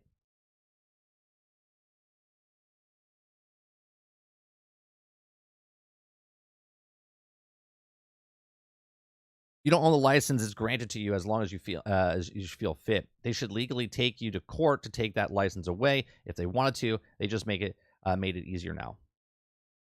Right? They don't have to. They don't have to do anything now. Right? Obviously, they're not going to go door to door. This is the exact same thing I'm talking about when we talk about music licensing. When there's an actual person's job that goes door to door to businesses and make sure that they're not playing music that they didn't pay for. Okay? Like if I buy a Taylor Swift song, okay, and I'm a business owner, and I'm playing that for the patrons out front, that's illegal. I'm not allowed to have my music playing for other people. Okay, I bought that license of that song. I can listen to that in my headset, in my own time, in my backyard, if other people. But if I'm at an actual place of business where I'm spending money and people are buying stuff, okay, and that's part of the the vibe that you're having in your place, you have to be paying for a license for that. So yeah, if no one comes in and busts you, you can play all the music you want, right? You can do whatever you want. But if someone comes in and says, do you have a license for that music that you're playing right now? You're like, no, that's a fine, right? Or you come in and buy the streaming service that they have.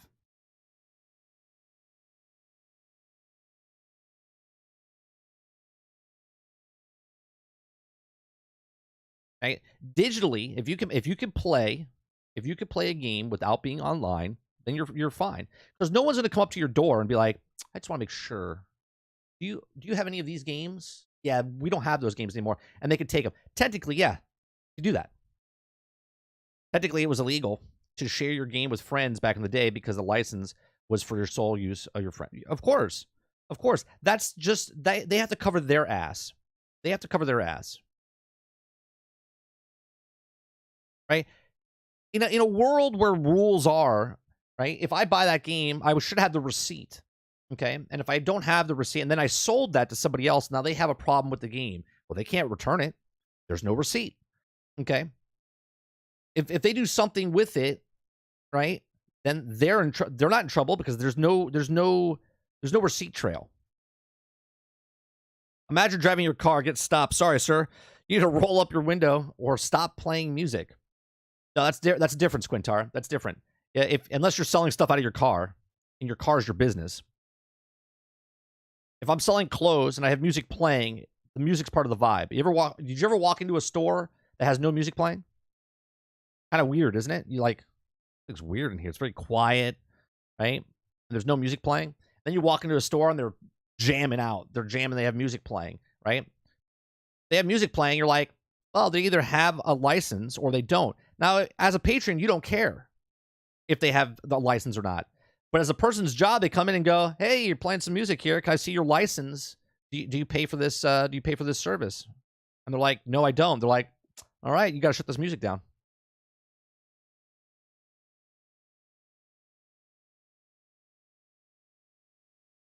Microsoft tried to get that, get us during the Xbox generation. Glad they walked it back. Well, they walked it back now, right? There's a conversation we had yesterday in Discord, right? Elweezy was talking about how the industry is going, and it's going to be like Netflix. You know, like instead of having all the movies and stuff on one thing, now all these places, okay, all these places have, you know, you want to watch this show on Netflix, you know, this other show on Hulu, and then this other show over here, okay, and you got to pay to get those things. That's the way the service is going to go in the future, right? When there's no disk drives anymore, okay, and all the systems are all just diskless versions of everything, you're automatically in their ecosystem. So that terms of service now, you stop paying for whatever service, if it's Amazon Luna, if it's Game Pass, if it's PlayStation Plus, if it's Nintendo, if it's Google. If you stop paying for that service, then you lose all the games and everything that you have on that service.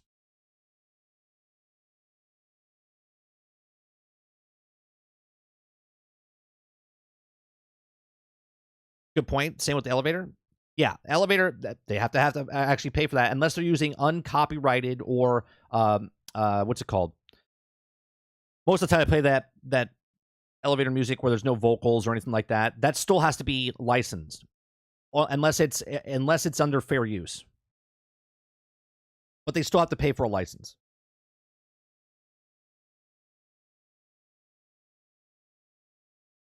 Look, at any time, right? Anytime, if a company, even on YouTube, saw a person play a game and they didn't want you to play that game, they could tell you to stop playing that game. You can no longer make content for that game. Okay? 100% it's in their right. But then people will look at it, that's stupid. They're getting free advertising. Why would they do that?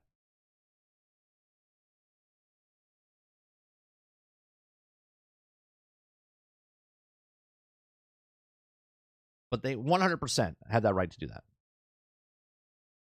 And technically anybody that's on YouTube that's a live blogger, okay, that goes into a public area, they can film, but at any moment, someone could take their video down because they didn't get the consent of the people in the background. And if someone sees that background and they're there, they would have to take the video down, re-edit it, and make sure they take that person out of the video. Okay? Well, if I'm talking about something and then someone crosses the background that happens to see my video and they're like, I didn't want to be in the background, then they would have to re-edit it. And if I said something important there, then I have to re-edit it. And I'm like, oh God, now I have to do that take again, right?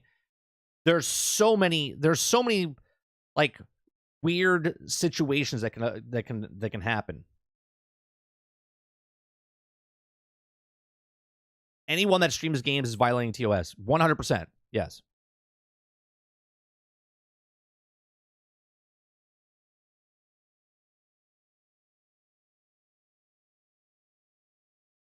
Right? Hence why you can't stream movies. That's why when people have watch parties, I'm watching it, you're watching it, but we're not showing it on the actual thing. The exact same thing. It's the exact same thing.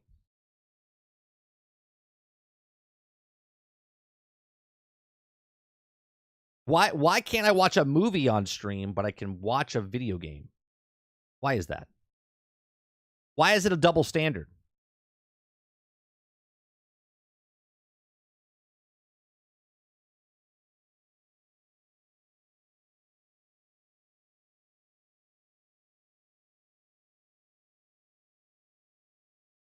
This is why I don't like where the industry is going, right? Because soon as Xbox, as Robert Jones brought up a decade ago, they tried to make it where the set-top box, and that's how everything was being seen.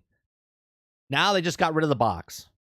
Now it's just the app, right? Now it's just Game Pass, right? And they're trying to get it, and Apple's trying to position for it, right? Apple's trying to do cloud gaming, right?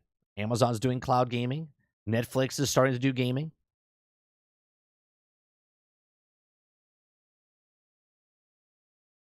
There's an agency behind playing. There's an agency behind playing a game and streaming just a movie. What do you mean? There's an agency? It's the exact same thing. There's no difference from playing a video game online and watching and letting thousands of people watch you or watching a movie. It's money out of pocket. There's thousands of people. Are all those thousands of people going to buy the game and play the game? No, there's no proof of that.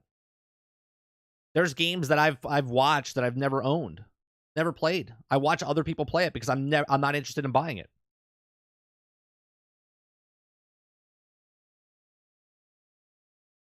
So you're saying as long as I watch a movie and talk over it, it would be fine. As long as I transform. No. You know who thinks differently? Every studio in Hollywood. There's not one studio that will let you. I get copyright claim for showing a trailer that's public.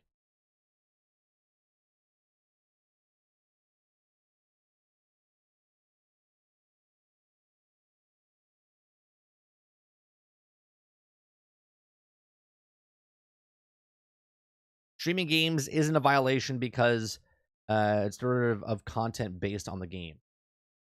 They could literally do and say, we don't want you to play it. Nintendo used to do it all the time.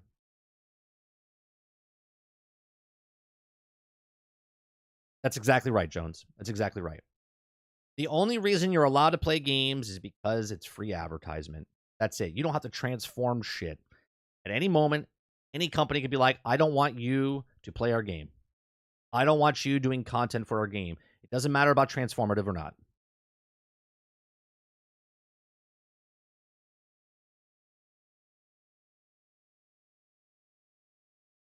You think companies, though, don't want the free advertisement? What's easier? A tweet and then let go watch this person on Twitch. There's thousands of people going, oh, I'm gonna stream the same game. And they'll have 2 people watch. Then another person, right? They're just all watching the game. And they're like, oh, I like that game. I'm gonna buy that game. How many times did I play a game that people were like, I didn't know this was a game, and then went out and bought the game, right? Maybe I don't have the coverage of Co-Carnage, but on a smaller scale, I have a lot of people that see a game that I play and are like, I never even knew this was a game, and then they go buy it. I don't get any kickback from that.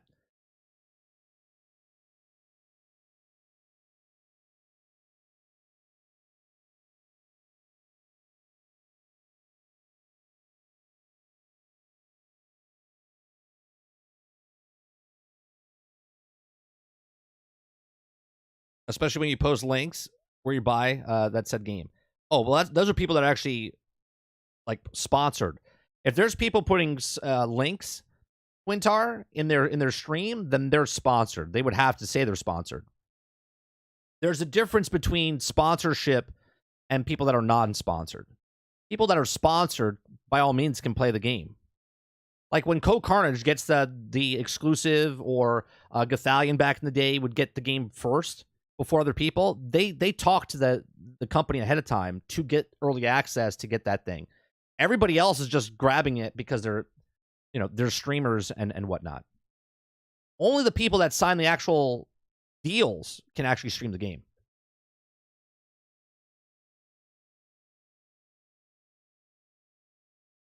But you don't agree playing a game and streaming it is better than just streaming a movie to the audience? To counter your point, it's the exact same. Like, I could literally just say, hey, we're watching Scorsese films. Right? We're watching Scorsese films. And it's just a nonstop Scorsese fest of just watching all his movies and then I'm breaking it down. Right? That's illegal. You can't do that. So what's the difference? We're going to play all the Assassin's Creed games. And as I'm playing the game, I'm going to talk about it and talk about the Assassin's Creed games. There's no difference. What's the difference for you, the viewer? Right? What's the difference for you, the viewer, watching me play a video game or you watching me watch a movie? Because a movie's only 2 hours long or an hour and 30 minutes long? Is that what the difference is?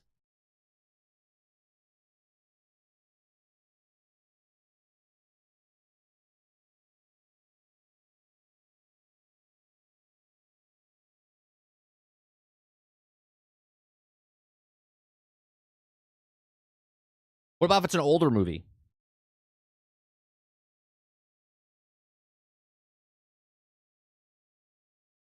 What's MPAA? I don't know the abbreviations of what you're talking about there, Ford.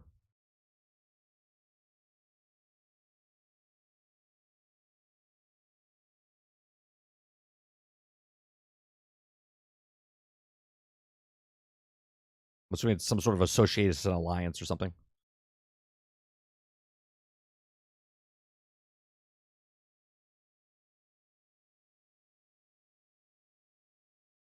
Motion Picture Association of America. The difference is MPAA. Right. Well, the video games is the same, though. They just don't have what they're pushing for film. Because they want to make the difference from a movie is that you have to go out to the theater to watch it first. And then when it comes to home video, that's how they make their more money.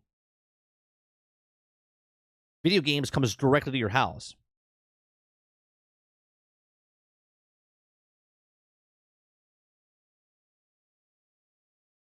Movies are picky and stupid. It's the exact same. There's no difference between watching a film and watching someone play a video game. It's just that there's laws put in place to protect the company. It's like people, what's it called? BitTorrenting movies, right? I'm not hurting anybody. I'm just watching the movie I didn't want to pay full price for. Right? I'm not hurting anybody. So then what's the problem? Why can't I BitTorrent a game? How's that? Right? Who's that hurting? I'm just one person buying a game or playing a game.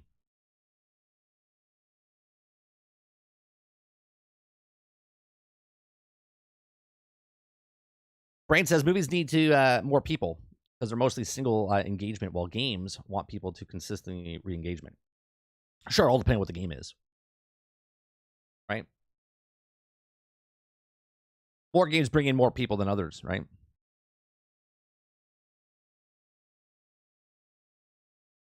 Right, Ford. Because they looked at it and the video game space adapted. They're like, wait a minute. We can play our game because games are not 2 hours, right? Games are 8, 15, 20, 100-hour games, right? And they're like, we can advertise this way without, right?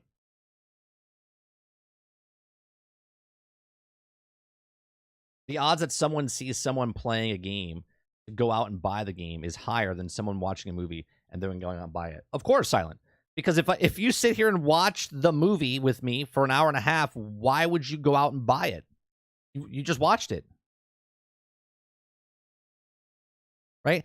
The way the movie industry works is you would go to the theater, watch the movie, and go, oh man, I really like that film. I'm going to buy the DVD. And if you didn't go to the theater, you would rent the movie and then go, oh man, I really wanted to watch that movie. Oh, that's a good movie. I think I'm going to buy the DVD so I can own it. Right? That's only an hour and a half of your time, 2 hours of your time, 3 hours if you're watching Lord of the Rings. Okay? But a video game, you got to sit there for hours and hours. So you're engaging with the conversation of, oh, this game looks cool. The visuals look good. This looks good. This looks fun. You know what? I'm going to go buy it. Free advertisement.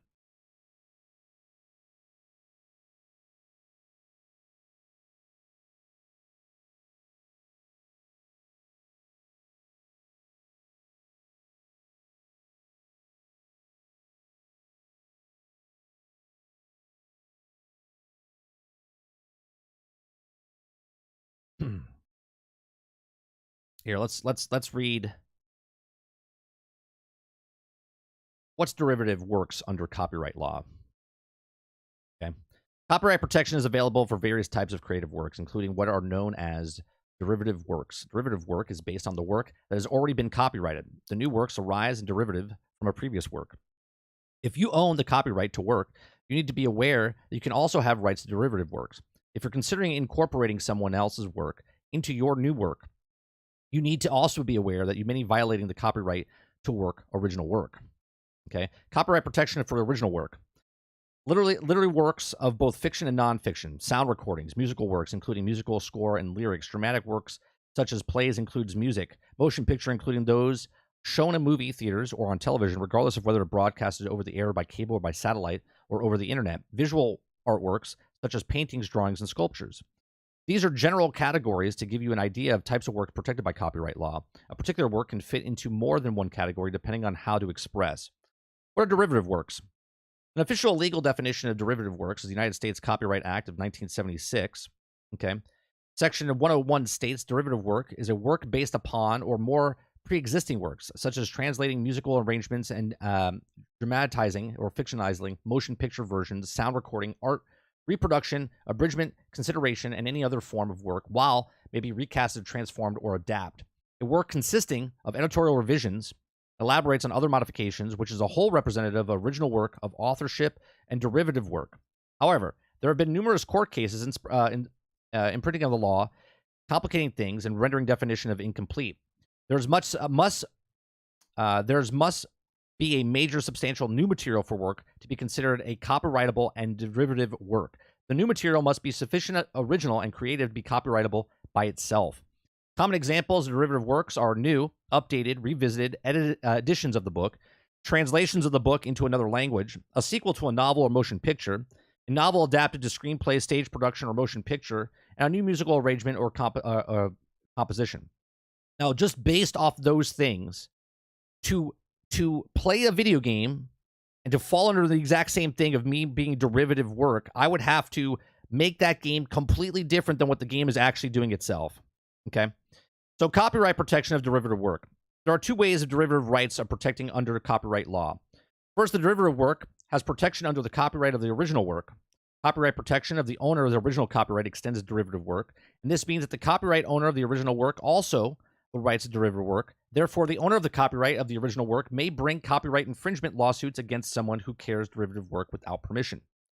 Second, derivative work itself is copyright protection. The creator of derivative work owns the copyright to derivative work, and this can also either the creator of original work or someone who else has obtained derivative work license from the holder of the original copyright, which none of us did to play video games. The copyright of derivative work is separate from the copyright of the original work. Therefore, if the copyright holder gives someone the license to create derivative work, the holder retains the copyright of the original work. In other words, only derivative rights are being licensed. No, what I'm doing with Starfield is playing Starfield. What I'm doing with Starfield is playing Starfield.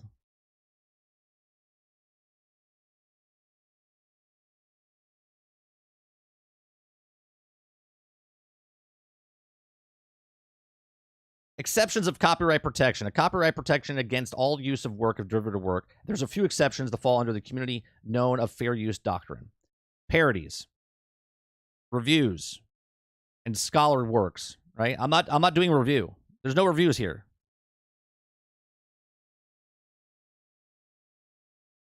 Right? I'm not doing a parody or satire. I'm literally playing the game and I'm doing a role play of it, but it's not derivative.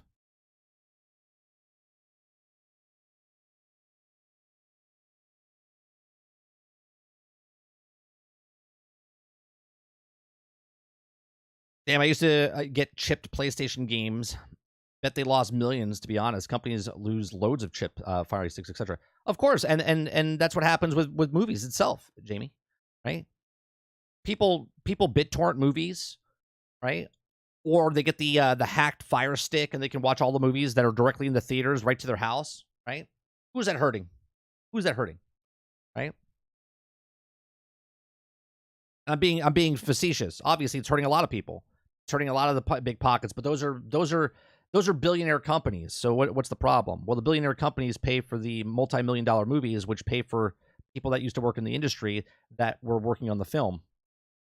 Well, our next movie, we can't really put out that much money because this is what we're expecting back because this many people watched it or whatnot, right? Right? Technology has changed, obviously. So, like, if I give a review of a movie, everyone can review a movie and put it on there, and that's under derivative copyright protection. Okay, what I'm doing when I play a game, that's not derivative, and that's not copyright able to. You know what I mean? That's right, Brain. It's just Big Trouble in Little China 2 hauling helium. That's right.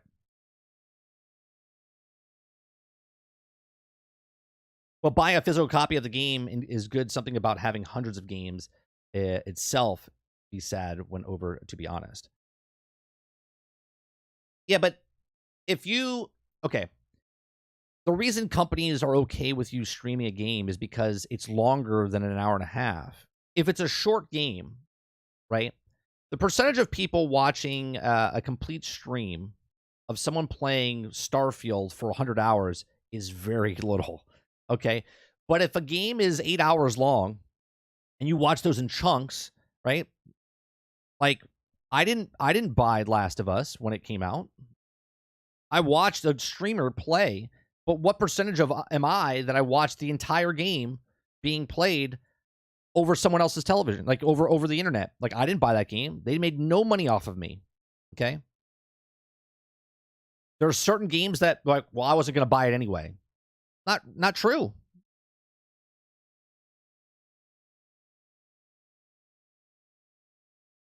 That's simply free advertising. I'm buying Cyberpunk because of the exact reason. Yeah, but wouldn't you say that if they paid a streamer, one streamer, to then just advertise their game. So if pick a big streamer, if it's Dr. Disrespect, if it's Dr. Lupo, if it's Co Carnage, whoever, pick your one streamer out of millions of streamers. Only one person gets the game. They sign a contract and they get the rights to get copyright to actually play the game. And then that's the only person playing the game. And then they advertise that. And 90,000 people, 100,000 people are watching him play the game for an hour. Don't you think that would do the exact same thing for you? Go, hey, you know what? That looks actually pretty good, right? Or people just doing reviews and showing you enough gameplay and go, you know what? It looks really good. I'm going to go buy it.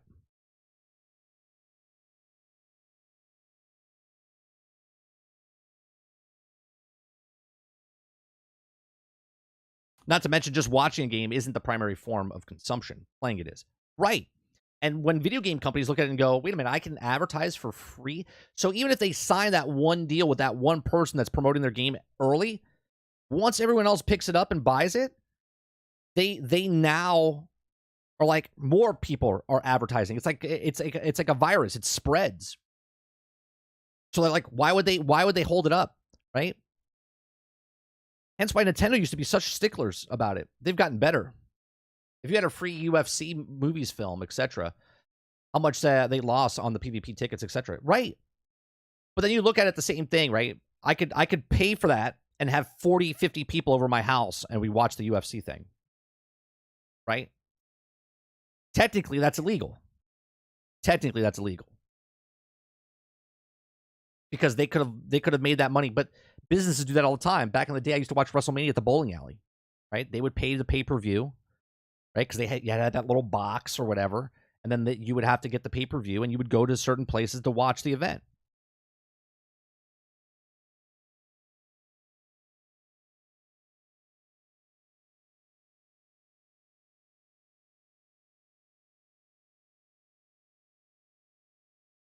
They don't have to pick one guy, 90% of Dr. Super. No, I get what you're saying. But what I'm saying is if a company in the old days would pay somebody to advertise for them, be like, hey, such and such is getting this game. They're playing it first before anybody else. Everyone's like, oh, I want to see that. People that are interested are going to go buy that, right? And then now it's out. It's released. Now everyone can play it. Now everyone's streaming it.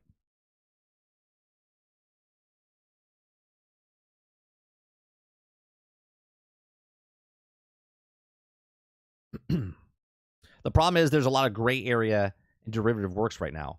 Oh, sure. But the rule was written in 1976. Do you think the industry's changed a little bit since 1976? I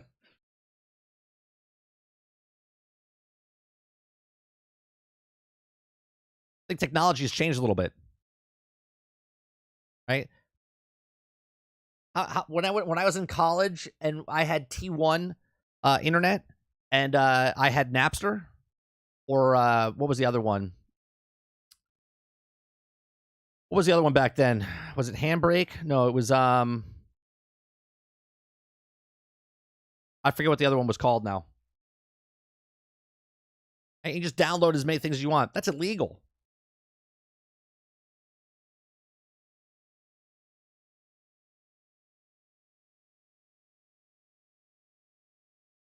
LimeWire. That's it, Ford. Thank you very much. LimeWire. Reese, yep, LimeWire. That's it. Wintar, thank you very much for the 5 gifted memberships.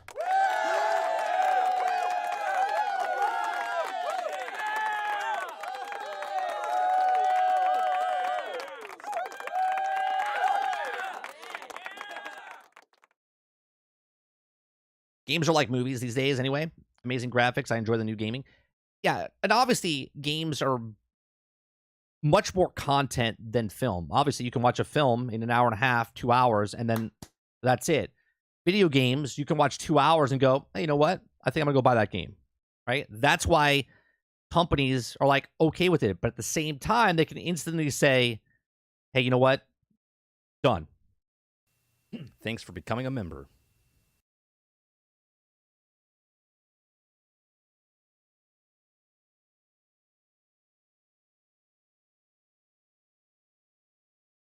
I only changed a little bit. Thanks for becoming a member. Yeah, just a smidge. That's right.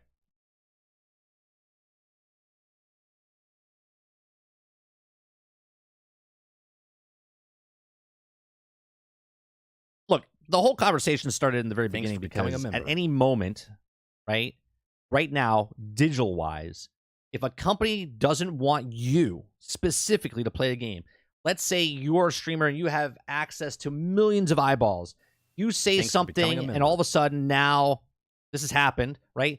You're a racist, okay? Someone's a racist, but they're playing their game and they say something stupid while they're playing the game. The company goes, no. Take that video down. Take the access away. They can literally delete you with a button because your IP address and everything else. If I'm playing this, okay, I own the actual copy of the disc. They could take my video down, right? Because they can call YouTube up and be like, dude, this person said something while he was playing our game. I want to take it down. But they can't take this away from me, okay? They can't take this away from me. I can continuously play this game without anybody taking it away from me.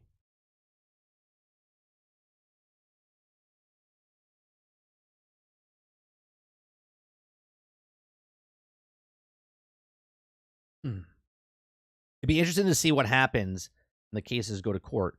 Which cases, Reese? Did you say what cases? Did I miss what you said?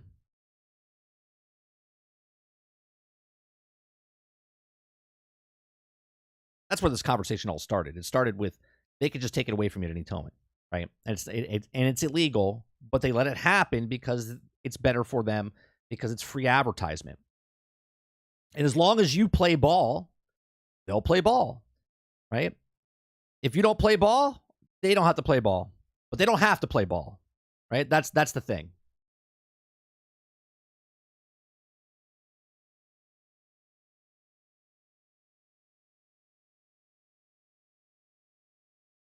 I mean, you're seeing that. You're literally seeing that right now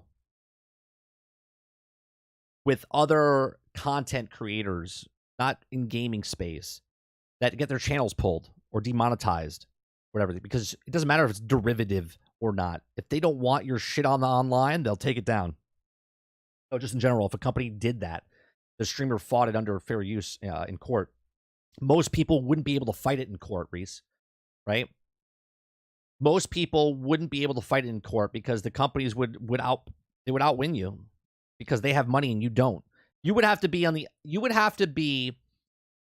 in a position as a gamer. We're talking specifically gaming. Right? You would have to be at the upper echelon of where you're making millions of dollars off of that game, and then all of a sudden they take it down, and that's your whole income of that, right? But at that point, you could literally play anything, and people would watch you. You know what I mean?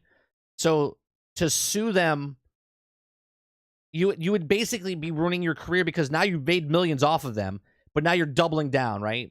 Because this company says that you can't do it, you're like, well, I'm taking you to court. And then you're going to waste money going to court for something that you can literally just switch games. Do you know what I mean?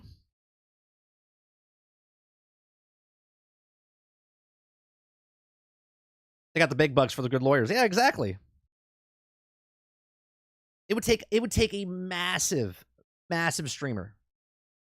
So, honestly, as a streamer, my size or someone even Dr. Disrespect, right, size, he looks at it and goes, I'll just play a different game.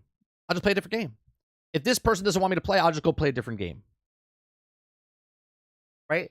Yeah, they might get hit in the wallet a little bit because all of a sudden their Call of Duty videos don't get 1 million views anymore. They get like 500,000 views, right? That does get hit. But now all of a sudden, if they can be entertaining in a different game, then it's like a speed bump. It's not a market crash. going to digital, going back to if consoles go to all digital, cloud-based digital, no disk drive whatsoever, that's it. That's it.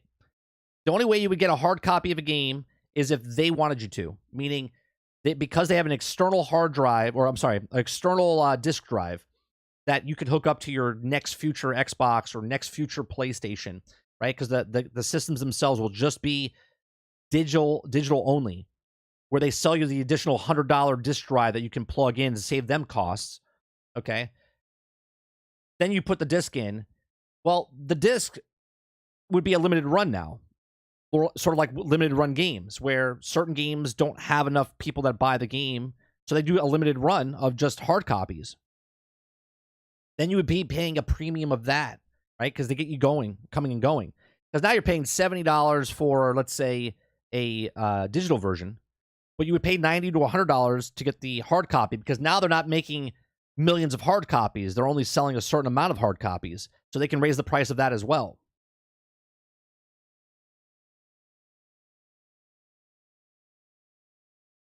But then even if they have the hard copy, if it's an online-only game, there's no reason to buy a hard copy, because like a Switch, it still shuts it off. Now, if it's an offline game and you can play it offline, and you want to buy the game and then have that game, well, then you can do it that as well. Reese says, with games today, whether it's digital or physical, it doesn't matter. You're still only paying to access, not ownership. As long as it's not online only. If there's a mode where you can play offline, then you own the game and you can play offline. But if you're playing a game that's online where there's constant updates and whatnot, then you're absolutely correct. Yeah, you're absolutely correct.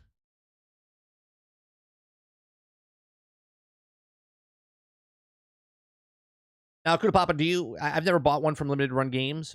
Do you pay normal prices, or is there an additional fee because it's limited run, like the company itself limited run, not because it's limited run, right? Are you paying a little fee because you're making a game?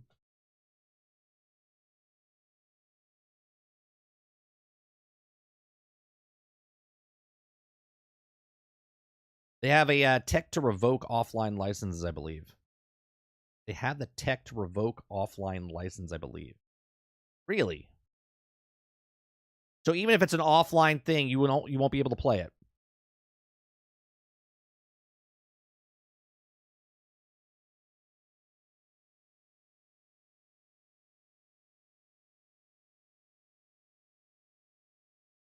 It's basically normal price, but normally pay for the premium edition, for the nice box and all the collectibles. Gotcha.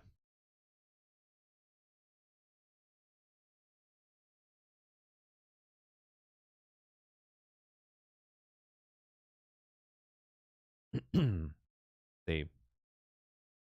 Offline license. What is an offline license? An offline license is a license that can be used in an offline or air gap computing environment, i.e. device that has no or limited access to the public internet. The simplest offline license are those which allow you to check the authenticity of that offline license key was indeed created by you. They also have no embedded data, or at least the data that's embedded into the key is not utilized within the code, i.e. also has no value. More complex offline capability license systems have been useful. The data set embedded inside of the key itself. So how do I implement an offline license? The easiest way to start is offline capability license to add a cryptographic scheme to the new policy. Choosing cryptographic scheme will also infrastructure our systems. Okay. So basically, it's like they can print a disc. The game's not on the disc. It's an offline, and it's accessing it, but then it's not accessing it. How does that work for Xbox One generation and up? So basically, a normal. I already got that one. Yeah, some games have an offline license check. So okay, let's use Marvel's Avengers. That's about to shut down, right? Where you won't be able to play it anymore. You can play the single player, but you won't be able to play the multiplayer. If I'm right, so it's delisted, so no one can buy it anymore. If I want to play the single player aspect of it, because the license of Marvel is still okay, you'll still be able to play it. But if they decide that Marvel says, okay, after 2024, Marvel's Avengers can no longer be played, no matter where it is, they can just completely cut it off.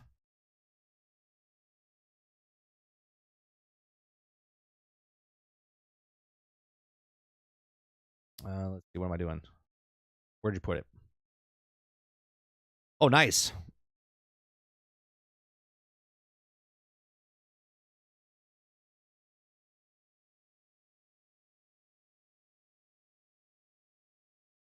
They're ready to roll that shit out. So they much have. All games connect to the internet at some point for updates. So even then, you'll get it eventually. Yeah, but if I update my game, Reese, right, and let's say the last update's like 2.0, and I never hook it back up to the internet, then I have that game that's up to 2.0, correct? And if they put like a 3.0, I just didn't download the 3.0.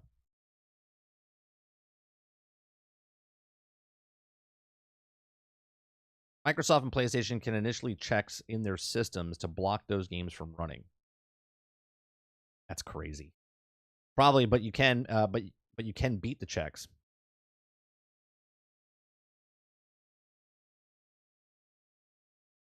See, I'm more concerned down the road. Not concerned, not concerned. Like, oh my god, I'm more like surprised. Okay, like down the line. Let's talk about take 10 years from now, right? Well, no matter what system you're on PlayStation, right? People are on Xbox, people are on Luna. Okay, you now have 10 years worth of video games in your catalog. Okay, the minute you stop paying for this or this or this or this, you no longer have those games, right? So you have that sunk cost fallacy inside of whatever system you have. You're in their ecosystem. That ecosystem is there. And if you're a gamer that has PC and Xbox and Nintendo and PlayStation, then you're paying multiple places to have that cloud space, right? Like for instance, Apple, right? We have a shared site where we put our photos, like thousands and thousands of photos for our family and friends and stuff that want to see our pictures. You pay a small little fee for that. I forget, it's like $2 or some shit. Okay. But if I stop paying that $2, then all those pictures, unless you download them locally, are gone. Right? They're just gone.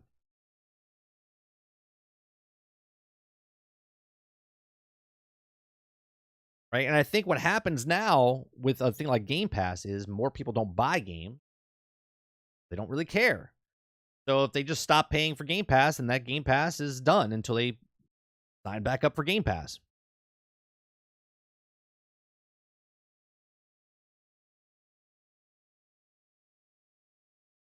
Probably, but you can beat the checks. It caches the uninstall reinstall counter. Some companies allow you to rest the counter. If the version you have doesn't have the kill switch already installed, you beat it and staying offline. Or if old enough, they remove the license check altogether. Gotcha.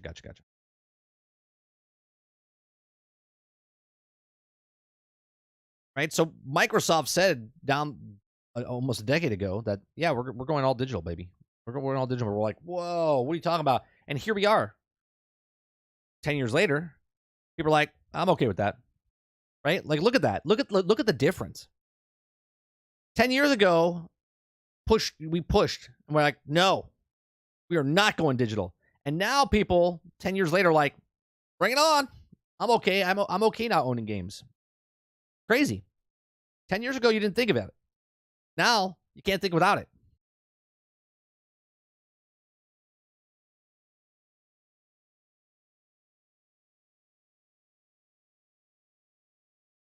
This is how it goes. What is that? What is that quote? What movie was that from? And this is 1,000 Applauses. What movie is that from? Come on, Eddie.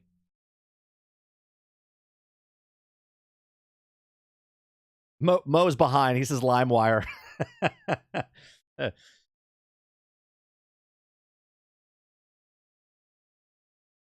Sorry, I was anti-digital, and now I'm 99% digital. Yeah, I mean, but even the people that are on Steam, right? You own the games on Steam for now, right? For now. And then Steam one day says, we're not charging. They're just like, we're done. We're just done.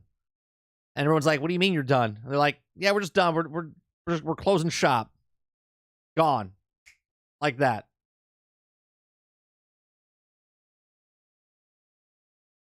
You don't force cows to move. You lead them with food. True. Very true, Jones. And we own cows. And you cannot move a cow. You could smack it and try to yank it. It'd sit there. But you put a little piece of food in your hand, and that thing will follow you for miles.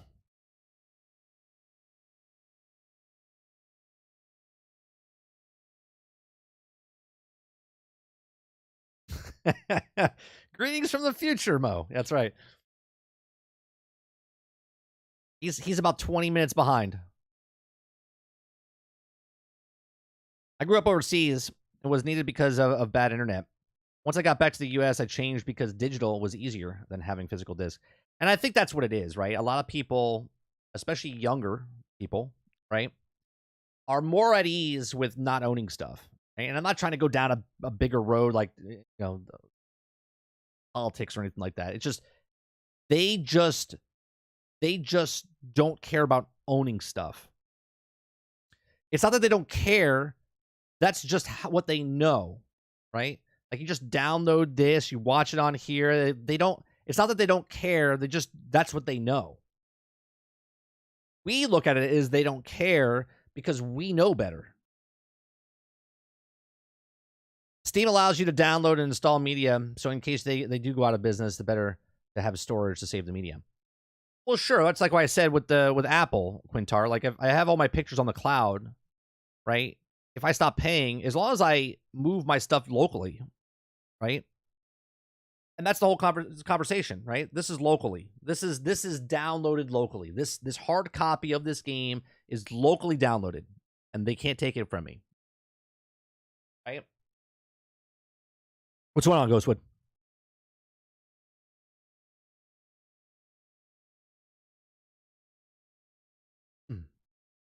Yeah, as long as you move it to a hard drive, and the thing that the way it looks though, like I have a bookshelf of games, right? I have a bookshelf of games, okay, and then I have a hard drive of games, or I have a Xbox full of games, or I have a PlayStation full of games, or I have a computer full of games, right? The problem is, now obviously, if a fire comes, a tornado comes and blows up my house, and that's gone, right? I lose all that, okay? Because the house itself is the hard drive, and the stuff inside the house is all the stuff that's inside the hard drive, okay? But a hard drive, if it fails, and all my stuff is locally on there, then it's gone, right? So it's more convenient because I have 600 games on a hard drive, okay, or on my Xbox or whatever it is. It's more convenient because I don't have to get up and get off my ass, grab a disc to put into the thing. But it's also more convenient to lose everything, right? It's more convenient to have all your stuff on one thing so you can just click a button, but it's also really inconvenient if something happens to that device and then it's completely gone. Why do you think Microsoft is aiming Game Pass at the next generation? Phones, baby. They're conditioned to everything on those. Sign up for Game Pass and play games. That's what I'm talking about, Akuda Papa. And this is why when I say my statement in those other podcasts and on my podcast and in these shows, people don't see past the tree, man. They look at it and say, nobody's playing a game on a cell phone. And if you just rewind 10 years, people are like, remember when we played Snake on the cell phones? We're like, oh, a game, right? It's not like you're playing that game for thousands of hours. You're just playing the game. You're like, I'm bored. I'm going to play the Snake game. And then it's evolved into Genshin Impact is on the cell phone. It's on the, you know what I mean? And then people are playing games, and then Clash of Clans and trading card games and whatever else. It's just on this device. It's just on the device. It's not about people are physically going, I'm going to go play Resident Evil on the new iPhone 15, right? That's a small percentage. But now it's just there. It's the convenient factor of it being there, right? Me and you and anybody else that's over a certain age, we're not built that way. We're built from a different era where we look at it and go, I want to own my stuff. I want pride. I want to own this. I want to own that. I want to show what I have. Where the younger generation's just like, whatever. Whatevs. Right?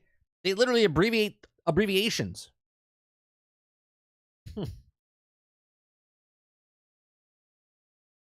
A Candy Crush. Right.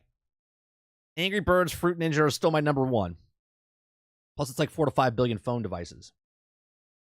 Temple Run, Angry Birds, those games were huge. Exactly. Pokemon Go. Right? Pokemon Go. How many players played Pokemon Go?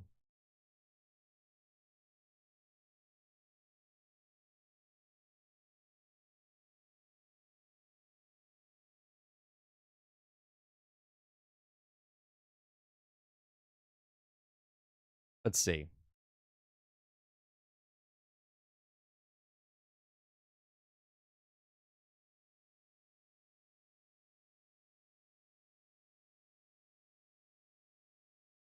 How many players does Pokemon Go have? Pokemon Go has had 76 million to 82 million monthly players.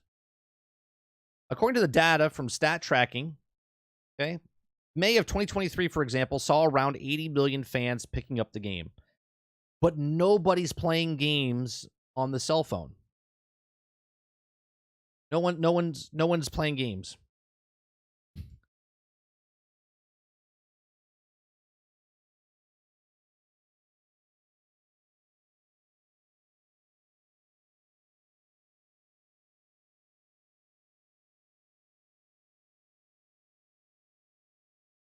How many games use mobile? Around 3 billion gamers use mobile devices. This is a 5.3% rise from 2021. More than 50% of the new gamers live in Asia's Pacific region. Right? More than 50%. So 1.5 billion people in Asia or Pacific region, and the other 1.5 billion people are playing games on mobile phone. Right? Now someone's going to jump in the chat and go, yeah, but those are mobile games. Until they're not.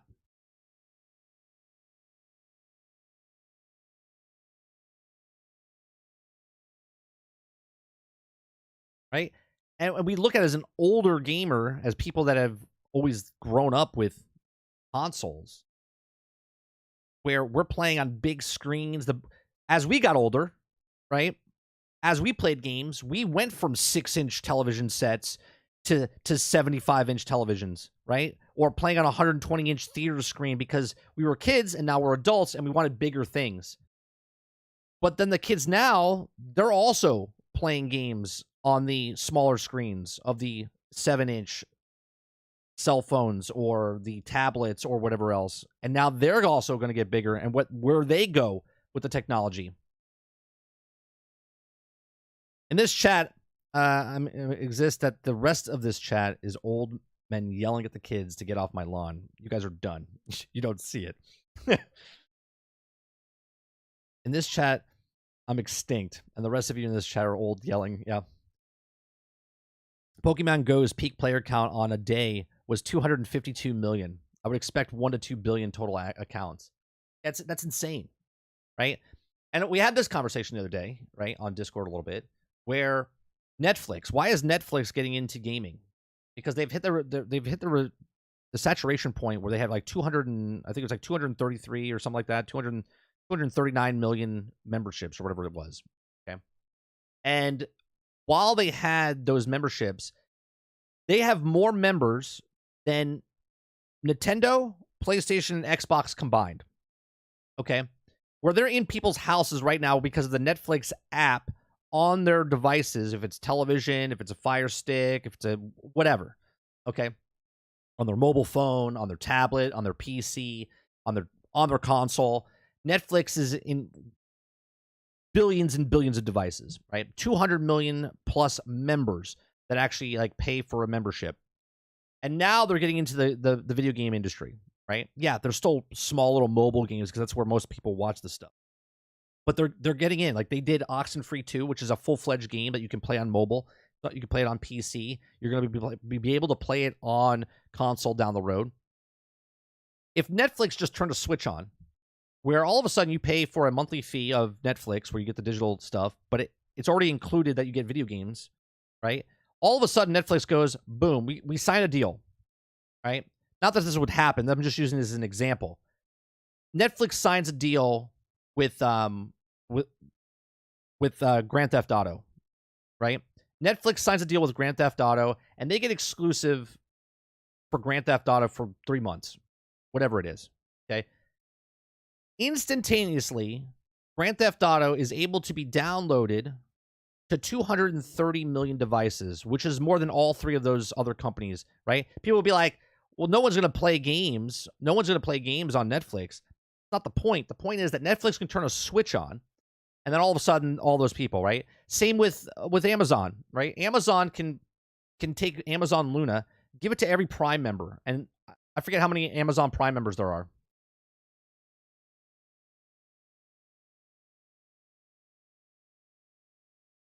Right? 200 million, right? There's another thing, over 200 million, right? Amazon can all of a sudden just say, hey, this part's included in this, and everybody that has this can play the game. Now, obviously, the average person that's got Amazon Prime is probably older and they don't give a shit about video games, but I'm sure those people also have children, and they're like, oh yeah, I don't have to pay for this. This is already part of this. Well, here you go. You can play it. You can play the game. I'm here for console war, but this is why I say Sony is behind. Microsoft saw the market and also has been adjusting. Sony is years later. Well, it's not even about Sony being behind, okay? I think Microsoft is also behind because the infrastructure that Amazon, Google, Netflix, Apple's got billions of devices out there. Billions of devices, okay? Microsoft only has, for console, only has less than 100 million. That's with last gen and this gen combined. Right? PlayStation has less than 200 million with PlayStation 4 and PlayStation 5 combined. And once PlayStation 5 hits its saturation point, they might have 300 million total, but PlayStation 4 will be dead by then. Okay? Like, so they'll never hit that mark where Amazon turns on a switch, and then all of a sudden, if Apple turns on a switch, which now the iPhone 15, once the 16 comes out, once the 17 comes out, it'll be... everyone will have a 15 at that point, and then everyone can play. Or if you have a Google Android device, all of a sudden 1 billion people can now play the same thing that Sony and Microsoft and Nintendo were fighting for 200 billion. Right? It's that fast. It's that fast. I refuse to play games on my phone because I don't want that kind of power in my pocket. I know they're very capable. Did you see that video that I posted? I mean, it's ridiculous, right? It's ridiculous. Let me put this. I put this in general. This guy posted. That's the evil. Where did I put it? Did I put it in general?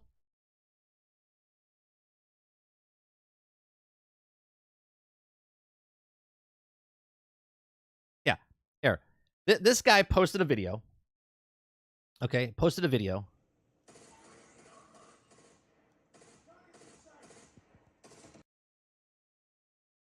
He's playing Overwatch. Is that Overwatch? No, that's not Overwatch. What game is this?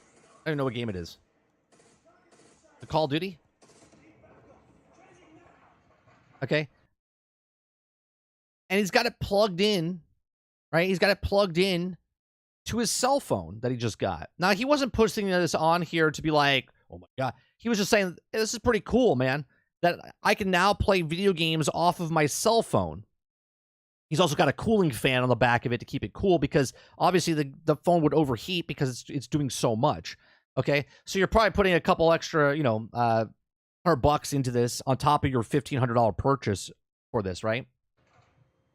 But the fact that he's playing, the fact that he's playing a video game at this caliber off his projector, off of his cell phone, is pretty crazy, right? If this was 2000, if this was 2010, you would look at this and go, "This is crazy." Now you look at it and go, "That's stupid. Why would you play on your cell phone?" Yeah.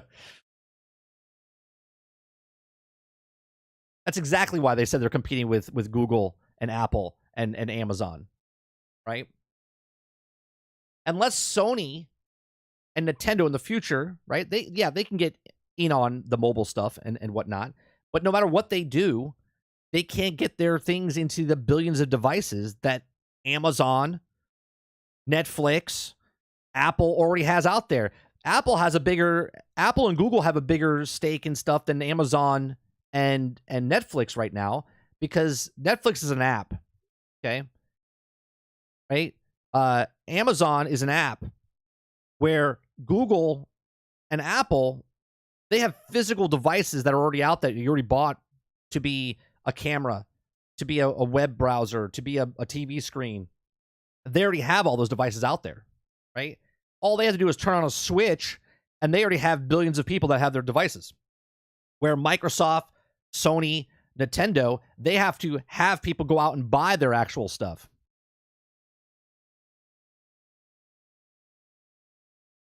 I will be a bit scared if a pricey phone overheats and breaks playing games on it.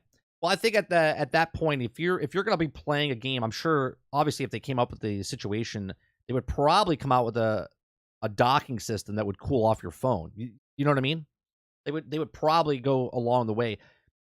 Look at the iPhone 15 as just a test, not where the industry is going like tomorrow, right? It's a test to go, okay, this is what we can do. And then now they start making the technology where it runs cooler and it runs, you know what I mean? Like, it's not as intense on the phone and whatnot. Because the reason the battery would die in a cell phone is because it would get too hot. If it gets too hot, then it kills the battery. Okay? But if you're putting a cooling system on it, then it wouldn't hurt the battery, because the battery is staying cool as it's playing the games. Hence why there's big fans in your computer. Hence why there's big fans, right? Well, if the device is this small and you're just putting it doesn't have to have this big box to cool down. The iPhone 15 has been having major issues being a thermal clock while playing games. It's not hitting frames per second Apple said it would, which I predicted. Of course not, but it's not the answer to console, right? It's not the answer to console. It's breaking into and testing. That's what it is. It's not that they're selling the phone because it plays games. You're going to get the phone regardless, right? You won't have a choice, though, at some point, Titan. If Google and any other phone company sees this and they make the next phones that they all do this standard, right? Regardless if you like it or not, your phone's going to be able to do it. If you choose to use it or not, that's up to you.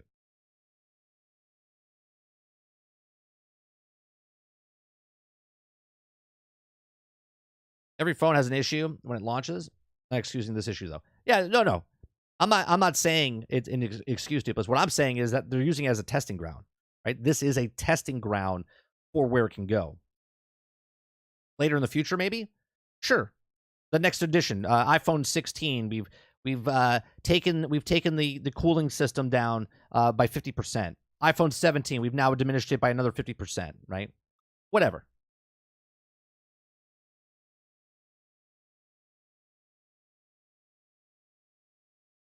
I mean, there will be a time where we don't even have phones anymore, right? It'll be like in your contact lens where you're taking phone calls, like yank your ear, hang up by blowing your nose. Who knows?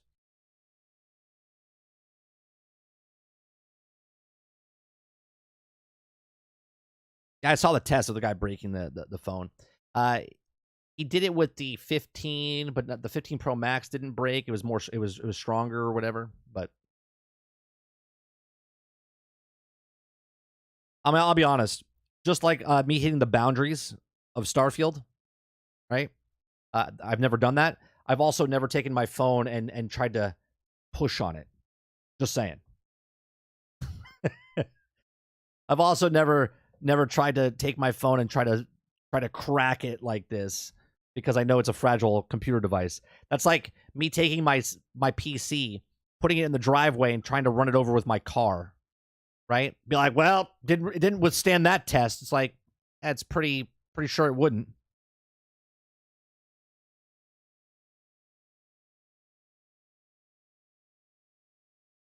Just like iPhone 10, it was a testing ground, even though from that factor only lasted for 2 years. The the form factor.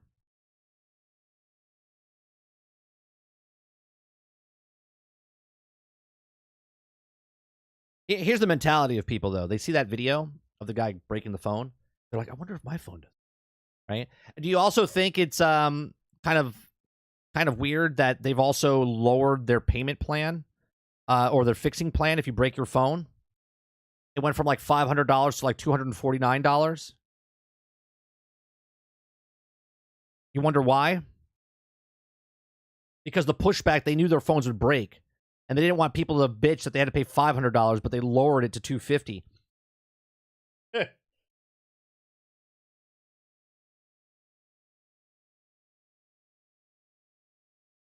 Right.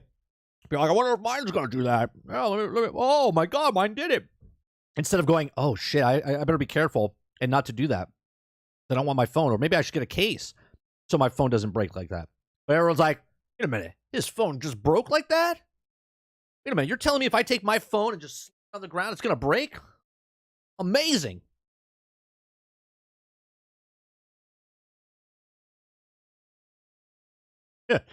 People do the phone breaking videos every time Apple releases a new phone. It's just dumb at this point.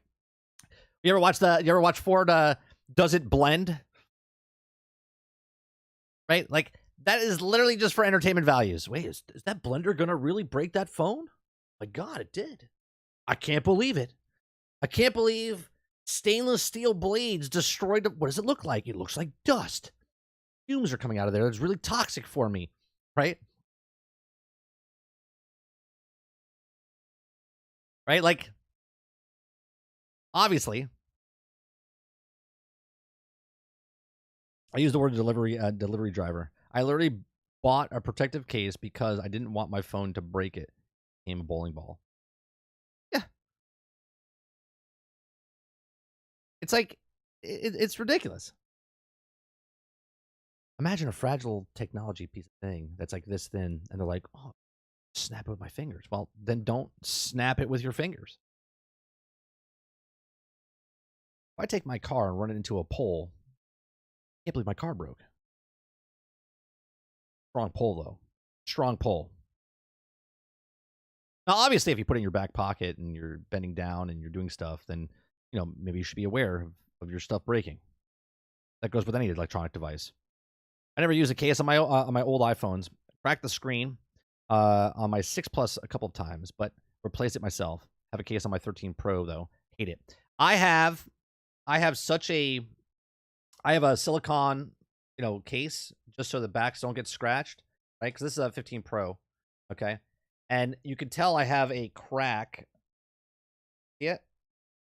But that's not a crack on the screen. I have a protective little lining on here that takes 2 seconds to put on, right? And it dries within a day. And then you just peel it off. And then you put it, so it actually protects the glass from getting scratched or fingerprints on it or whatnot.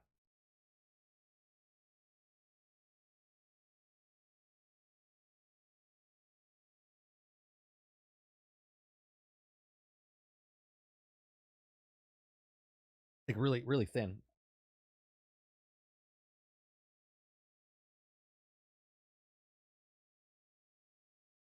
I don't have the case, but it's a really thin. And the screen protector is fantastic, right? Especially if you do it correctly. You don't see any bubbles or anything like that. But so that's cracked, right? Because I dropped my phone, right? So it protected the screen underneath because of the thing that I put on top of it. It is the 15 Pro. Oh, why didn't I get the 15 Pro Max? Because I got it last year, like before the 15 Pro Max was coming out. Like I got it in November of last year. So my phone's already like a year old. So February this year. I got it in February this year. And why didn't I get a 15 Pro Max? Because I needed a phone when I needed the phone, which was in February.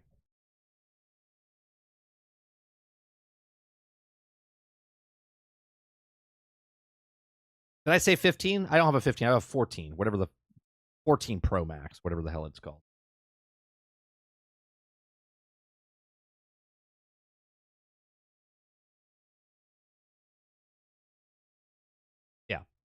I have a 14 out of 15. I can't go back to, so like my next phone will probably be, by the time the battery dies and whatever else, it'll probably be like, because my last one before this one was the 11. So I had an 11 Pro Max, and now I have a 14 Pro Max. So by the time I get the next upgrade, if I stay with Apple, okay, it would be a 17 Pro Max, right? And by that time, it'll be a higher chip that plays 4K, whatever on a whatever projection screen, and then it'll also play video games better than it did on the 15. And I'm not buying the 17 for the video game system, but at that point, it will be a better video game system.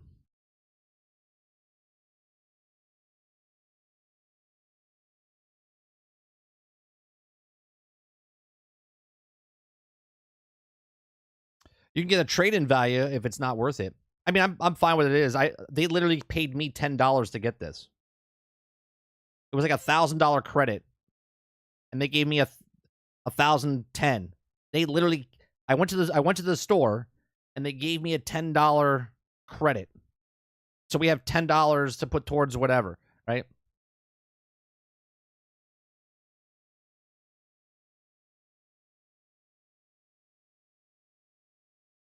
Like, how do you pass that up? They're like, wait a minute, you're gonna give me money? Get the next phone? Okay, I'll take it.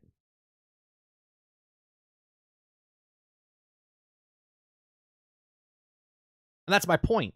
At some point, everyone's gonna upgrade their phone. Doesn't matter if you have Android, doesn't matter if you have Apple, right?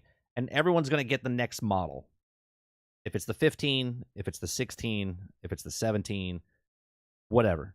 And at some point, everybody is going to have the phone in their hand, if it's Android or Apple, that's going to be able to run full-fledged native games on the phone or in the cloud, okay? And you're not going to buy the phone because you can play games, but you're going to have the phone that can play games.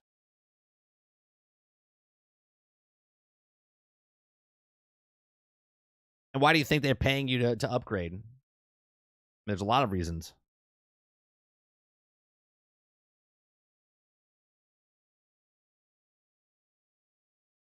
Did you see the price point of what they're charging? And this will be the last thing we talk about. Did you see the price point they're charging?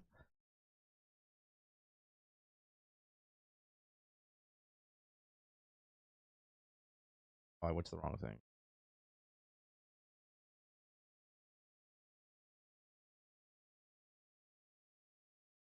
That I need general for. Right, this is in pounds, but Resident Evil 4, right, with bonuses, okay, is $57.99.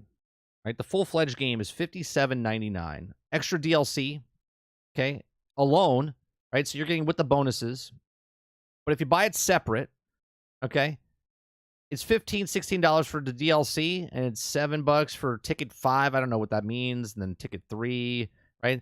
There's an additional $50 here, basically, on top of this.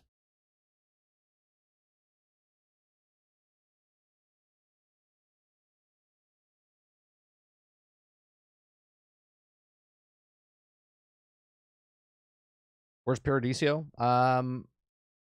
It's on the right side. I went there last night on stream. Like if you go to Aquila City and then just slide over to the right, you should see the planet. I used to upgrade every year until they stopped giving me a new phone for $200. They're charging a kidney in your firstborn child.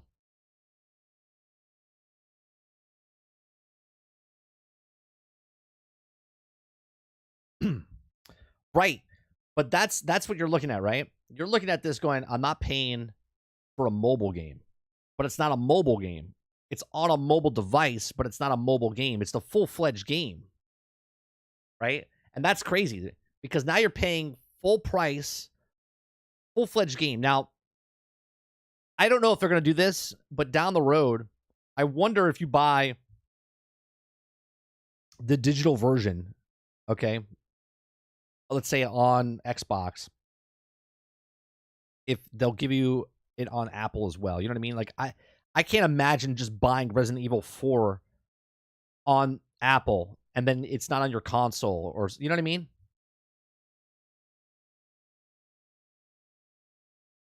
That's crazy to me. I think all of us here will say, I'm not paying $60 for this game. Because one, you'll just pay it because right now you probably have a console. You have PlayStation, you have Xbox, right? You have a PC. But again, there's 1 or 3 billion people that have a phone that maybe don't own, because there's only 200 million people, 250 million people that own a console. Okay? There's only 250 million people that own a console between the Switch, the PlayStation 5, and the Xbox Series X or S. But there's 3 billion people that own a mobile phone.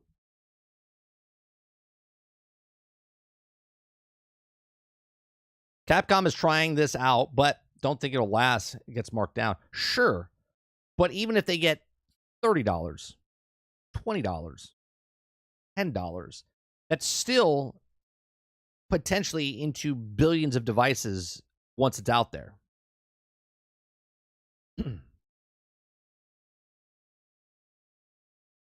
Right? And if a company can get a percentage of that billion, right? A percentage. What about if it's just an extra 500,000? If it's an actual million people that buy it on mobile phone for $60, right? That's a huge increase for their revenue. All right, Quintar. Have a good one. And thank you very much for the again, thank you very much for the gifted membership, man. Appreciate that very much.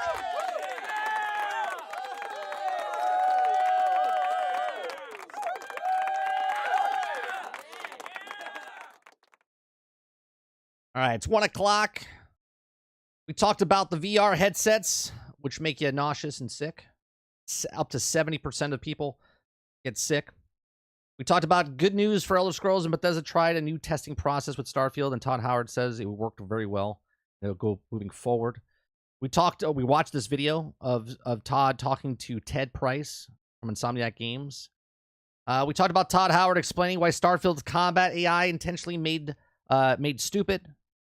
We went over what Todd Howard said that planet exploration in Starfield was brutal before being nerfed, and there might be a survival mode that comes down the road later. We talked about Capcom stirs up the pot by saying game prices are still a little too low, and then we talked about mobile phones and where the industry is going as well. So all of that on today's show. We do appreciate you very much for coming out and hanging out with us. We do these talks Monday through Thursday from 10 o'clock in the morning to about noon Eastern. We actually go past noon, but usually noon. If we have something to talk about, we'll continue past noon. If you like this, hit that like button down below. If you liked it more than that, hit the subscribe button if you're not subscribed already. And if you'd like to go above and beyond that, become a member as little as $5. All our content is free. We do it Monday through Thursday, like I said. We do Let's Plays in the evenings at 8 p.m. Eastern. We're playing Starfield. We're going to be doing more Starfield tonight. The Adventures of Jack Burton and Captain's Log to come out for that. And then we do the podcast tomorrow evening, Generation X Gaming, the weekly podcast that goes over a few of the top stories in the past week, and we rant along the way. Appreciate it very much, and I'll see you guys on the next one. Peace.